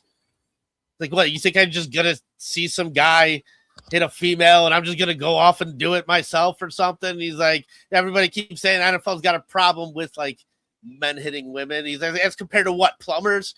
Like, as compared to like who else is out there that's got a problem? I don't know. It's so that, yeah, just to put a little context. But that guy's off the rails, man, and I love it. I love the realism. I love the no fear about just anything. the OJ stuff, dude. I've literally said that to Carl, and it was with Jalen Carter. He's like, "So you want to murder her?" I was like, "What?" I mean, the dude, alleged murderer. Like, how many sacks is he bringing me, bro? Like, this is football. I want football. I gotta tell you, I want all that good character shit in my quarterback, and that's where we got it. I want my defensive linemen to be mad, crazy dogs, dude. You nailed that video, bro. Like, that was a top fucking notch Bearsky video. For anyone that is in our chat that doesn't know by now who the hell Bearsky Film is, you need to go check his ass out. He is killing it. He is one of our best friends of this channel. He is murdering it. He sends me his videos. I'm like, Jesus, what are you doing, bro? What is going on right now? This is some sick stuff. That was next level sick shit, bro. Applause to you. Well, thank you, man. It's been a process, dude, and it's gotten to a point where I could just sit there and cross my T's and dot my I's, because it's like for a while it was like, all right, cleaning up little stuff in the video, this and that, but never even touching the audio. Like, now I'm doing it all to a detailed degree. Everything. You know what I mean? You have found Bearsky. We have said that before. You found Bearsky. You found Bearsky. I'm so proud of you, man. You're killing it. I don't want to keep you any longer. Let's let you go. No. But I love PJ's comment. Who is Bearsky Film? Next time I'm in here, I'm going to make myself a little logo. It's going to be a milk carton with me on it. Oh, by the way, thank you guys so much, by the way, I'm about to steal your background, just so you know. Yeah, go for it, dude. Yeah, yeah. Enjoy it. I'm kidding. I will never do that. No, dude, go for it. You want to right in our show? Yeah, Bearsky made the best background of all time for a show, and I was like, dude, I'm outright telling you right now, I'm going to steal that from you, but I'm not. But I may, if you say it's okay. Don't worry, Paulie. He's not. He's going to have me do it. Oh, there you go, Shorty. It's down there if you want it. Yeah, because fucking Carl is fired. What? Shut up. I don't. That's not going to. Yeah, I put the background down there if you want to show Foster. I will. I'll send it to him. It's fucking amazing. It's the entire Bears field with the Bears soldier. No, it's down. It's like down where the video is. Yeah. You don't see it? No. Oh, it's right here. It's right here. That's it. We both hit it. That's There the you go. background. And then the screens go on the field. Then I just put a BCP logo over the Bearski Film logo, and it's all good. And it's yours. Imagine Dude, that go background. for it. Go for it. Go for it. I love it. I always You say, want? I'll send it to you without the fucking Bearski film thing. I have fucking, that. let's do it, bro. Yeah, let's dude, go. I'll email it to you. All right. That's All why right, I guys. love you, man. Yeah, fuck. I appreciate you too. All right, man. All right, have a good night, guys. Anybody You got too, Taylor buddy. Swift's number? Oh, never mind. Get out of here, Bearski. Have a good night, man. Love you, bro. Later, Paulie. Fucking guy's awesome. This fucking guy is amazing. Knucklehead. Hey, I just was doing that. You fucking asshole. Well, I was No, the only one here. now it's down to you and I, Foster. What now? Now what? I was the only one here. I had to go back to the laptop. Fortunately, it's been okay. Am I still grainy? I'm sure of it. You look like you're in the 90s now. I'm moving up. 1890s? Yep. 1990s, actually. Yeah. Okay. It's good stuff right now. Feeling better. Feeling better. Listen, let's get out of here. Let's talk to our chat for a minute and get out of here because you guys Thank are you. amazing. Cliff Victoria, RJ Pliskin, PJ, Ice Cold Magician, Scrody 74, Bear Truth 9. Fucking Scrody, go fuck yourself, Foster. Jay Grizz, 18 Benjamin Williams. Did I say BT9? I did. Mr. Mayhem. Mr. Mayhem. This was really good, just in case you missed it. So, Steve M, 1976. So, Cliff goes, something like I was looking for it. He's 38. I don't know how much longer he can keep it up. And Steve M goes, I don't know, Cliff. You'll have to ask his wife. I missed a bunch of the chat when I was gone for a bit tonight. Yeah. Always do. Crooked Commish in the house. Crooked Commish. What's up? Crooked Commish is like, do it. Off Jack 96. Let's go back at Crooked Commish. Just Crooked like Commish. He's going off on a limb, just getting all these new content creators to like collaborate with each other. Great job, Crooked, man. That's awesome, man. Mr. Just Pars 3281. Jay Grizz. Grizz, my grizzly man bear, man. Thank you for joining us tonight, Grizz. Mr. Mayhem, Mr. Mayhem, Mr. Mayhem. I promise you, we love you. You are the man. Thank you for being such a long time from day one. Yeah. Chat member and every fucking week. Let's give it up for Mr. Mayhem. Everyone, a slow clap. Golf clap. For Mr. Mayhem. You are the shit, Mr. Mayhem. Clippy's never not here, too. He's another guy. Cliff. Never here. I'm Never. continuing the slow clap for Cliff. Cliff, my man, my friend, broke bread. Hey, has Cliff been here either on the show or watched it ever since you started it almost? Every fucking week. He was a normal. No, but I'm saying Since you and PJ? Either Cliff No. Notes. Come on, I remember Cliff Notes. Cliff Notes was on when we were doing the show broadcasting to the Bar Network. Cliff has not been on since then. He must not like you and that. PJ. I'm not Apparently, saying that. apparently Cliff doesn't like No. you and PJ. That's the point. Yeah, I know. But what I'm saying is he's either been on this show or in the chat every time since you've started it, I think. I mean, I don't even know what, 3 years, 4 years, 3 years, 3.5 years, 4 years? Going on 5. Okay, but I'm talking me and PJ. So we've been here like 4. Me, PJ, you. Yep. So Cliff's made I think Cliff's made every fucking show in the chat. Cliff, by the time you join the show next, we're going to be making so much money we can pay you $1. instead of asking you for a $25 donation. He's like, what do I want 25 fucking cents for? Let's make it $1, guys. And by the way, Cliff, do not come on this show and tempt me with red meat. Please don't. I have tempted me with salmon and Chilean sea bass and swai fish and cod and whatever the hell you can come up with to like not kill me. Please do that, Cliff. For crying out loud. Why does no one like PJ? And PJ, we love PJ. We love PJ. Why is PJ? Oh, PJ's off fucking on one screen, like looking for, he's scouting for players, and he's like listening to us. Like, he's got, you know, what an amazing co-host. He's still hanging out with us, but he's not here. That's okay. He was here. He had to do what he had to do, man. I can't go back any farther. I remember Prometheus was here, King Buka World, Low Key, 1218. There's Stever again. So I can't. I only could go back so far. I'm sorry if I missed anybody up at the top. I'm sure I did. I just can't remember who was. That's where I'm just talking. But everybody, we love you guys. You know it.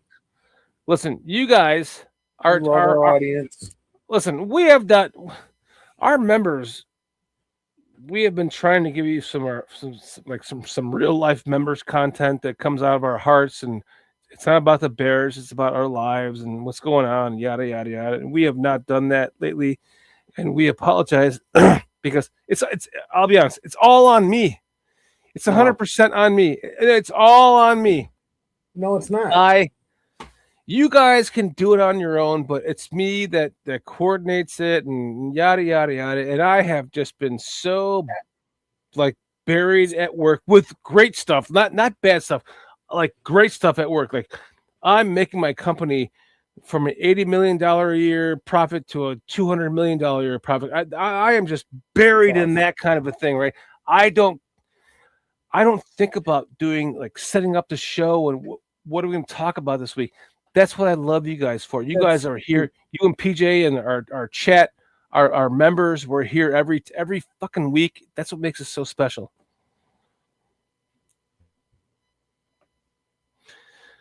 But so I'll keep talking, doing it, and even stuff in our lives we haven't been able to even do it. That'll be okay. I've got a week break here coming. So. Yeah, listen, sometimes we all need a little bit of a break. We'll get back to it. Now Foster Internet takes a shit. I gotta end the show on my own. Jesus Christ. I'm having problems. You're stuck like this, Foster. I don't know what's going on again. You're like my dog. My dog is stuck like this. I can't How's my move. sound? Great. Your video feed is like this, though. Anyways, listen. To everyone in chat, we love you. All of our chat members, our members to this show, we apologize. We have not given you the content that you deserve. We will get back to it when the season starts. I promise you. You guys being such devout members to the channel means a lot to me and to our panel, every one of us. I apologize for tonight having to take a moment of a moment to like regress and cool down and all that stuff, and that's not like us, and we will get that figured out. I promise you that much. So thank you for everyone. Jay Grizz, Cliff Victoria, Steve M, Low Key, Mr. Mayhem. Thank you guys for hanging out with us again on this Thursday night. You could be doing a lot better things with your Thursday evening. and you are here with us. It means a lot. So thank you guys. Congratulations, Cliff, on that the real estate licensing thing coming up here. Congrats, Cliff, man. Congrats. By the way, Cliff, we are selling our Florida property, so we're hoping to come down there in a couple of weeks to get ready to sell that. And by the way, for anyone paying attention to my dog that had bone cancer, we found out that this weekend we took him to a specialist yesterday, and then we found out that he actually doesn't have bone cancer. So we are putting him through rehab with a brace on his leg because he actually has a bone lesion in his right wrist, front right arm, leg. Fuck you, Chris Watts. Front right leg, bone cancer right here. No, not bone cancer. It's a bone lesion. He's fine. No cancer in his body. So we are elated by that, and now we're able to go, continue on with our lives, not having to worry about him dying of bone cancer in our home and having a yada yada yada. Anyways, my dog is actually better than we thought. And for anyone that is paying attention to that, I appreciate you. Thank you, Jay Grizz, saying awesome news, Shorty. Thank you, Jay Grizz. It was a life-changing day yesterday to find out he actually doesn't have cancer. Wow! If only we would have took him to the fucking specialist a year ago and found out a year later he doesn't have bone cancer. Excellent stuff. And anyone that has a dog knows what that means. So just always get a second or third opinion, man. I know we should have. But here's the deal. If we would have found out a year ago that he had bone cancer, we would have been like, well, let's amputate the leg. We would have cut off his leg from the shoulder down. He would have been like sitting there like one leg with no shoulder, nothing from here down, just like walking like this. And why are you going to do that now? No, actually, we went to do it a year ago. We went to the specialist to talk about amputating his arm from the bone. The cancer is right here. Yeah, it's like right there. So we talked about amputating his arm from here down. Yeah. And so the specialist looked into it. He's like, he doesn't actually have bone cancer. That dog isn't human. He's got arms. He does. He's not. He is totally not human. I love hearing you in our chat saying that's fantastic news from Benjamin Williams. It is, man. Now we're going through. Now we're going to put him through therapy. We're going to get a brace for him because it's actually a bone lesion. So the whole time, his whole life, he always walked with like a pimp walk. He was like, we're like, what the? That we just call it his pimp walk. He's like, pimp walk. And now all of a sudden you're saying he has cancer in that arm like that. I always said to our vet, I'm like, that doesn't make sense to me. He had a pimp walk in this because of this arm.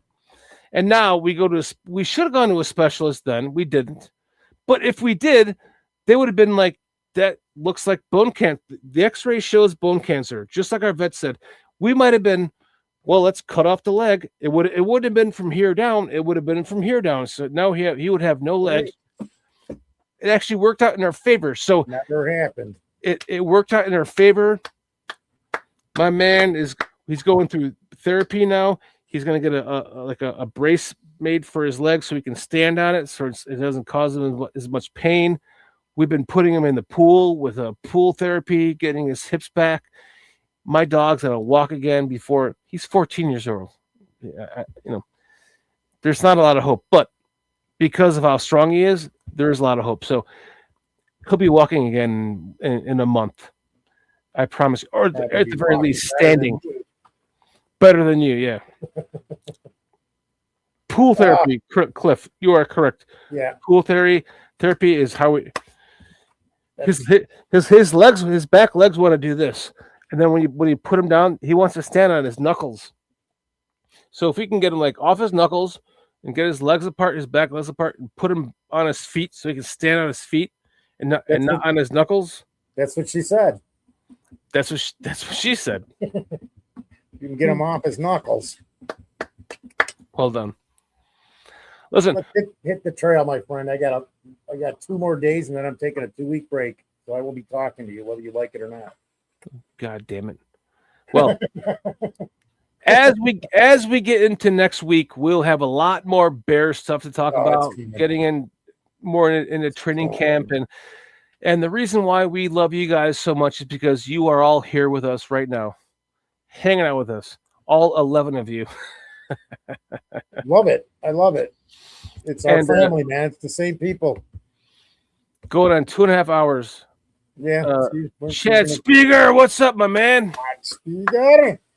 He's saying get him off his knuckles, man. Yep. We're trying, my friend. We love you guys. We appreciate you guys. We cannot wait to hang out with you again next Thursday night at 9 p.m. Eastern Time here on BCP.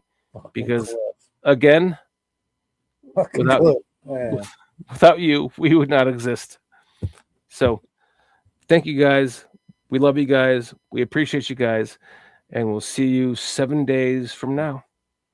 Right out on the meatloaf you wrote in. Wait. Yeah, I don't know what I said. Out of 1. 2. Out of 2. Out of 3. Bears. Bears.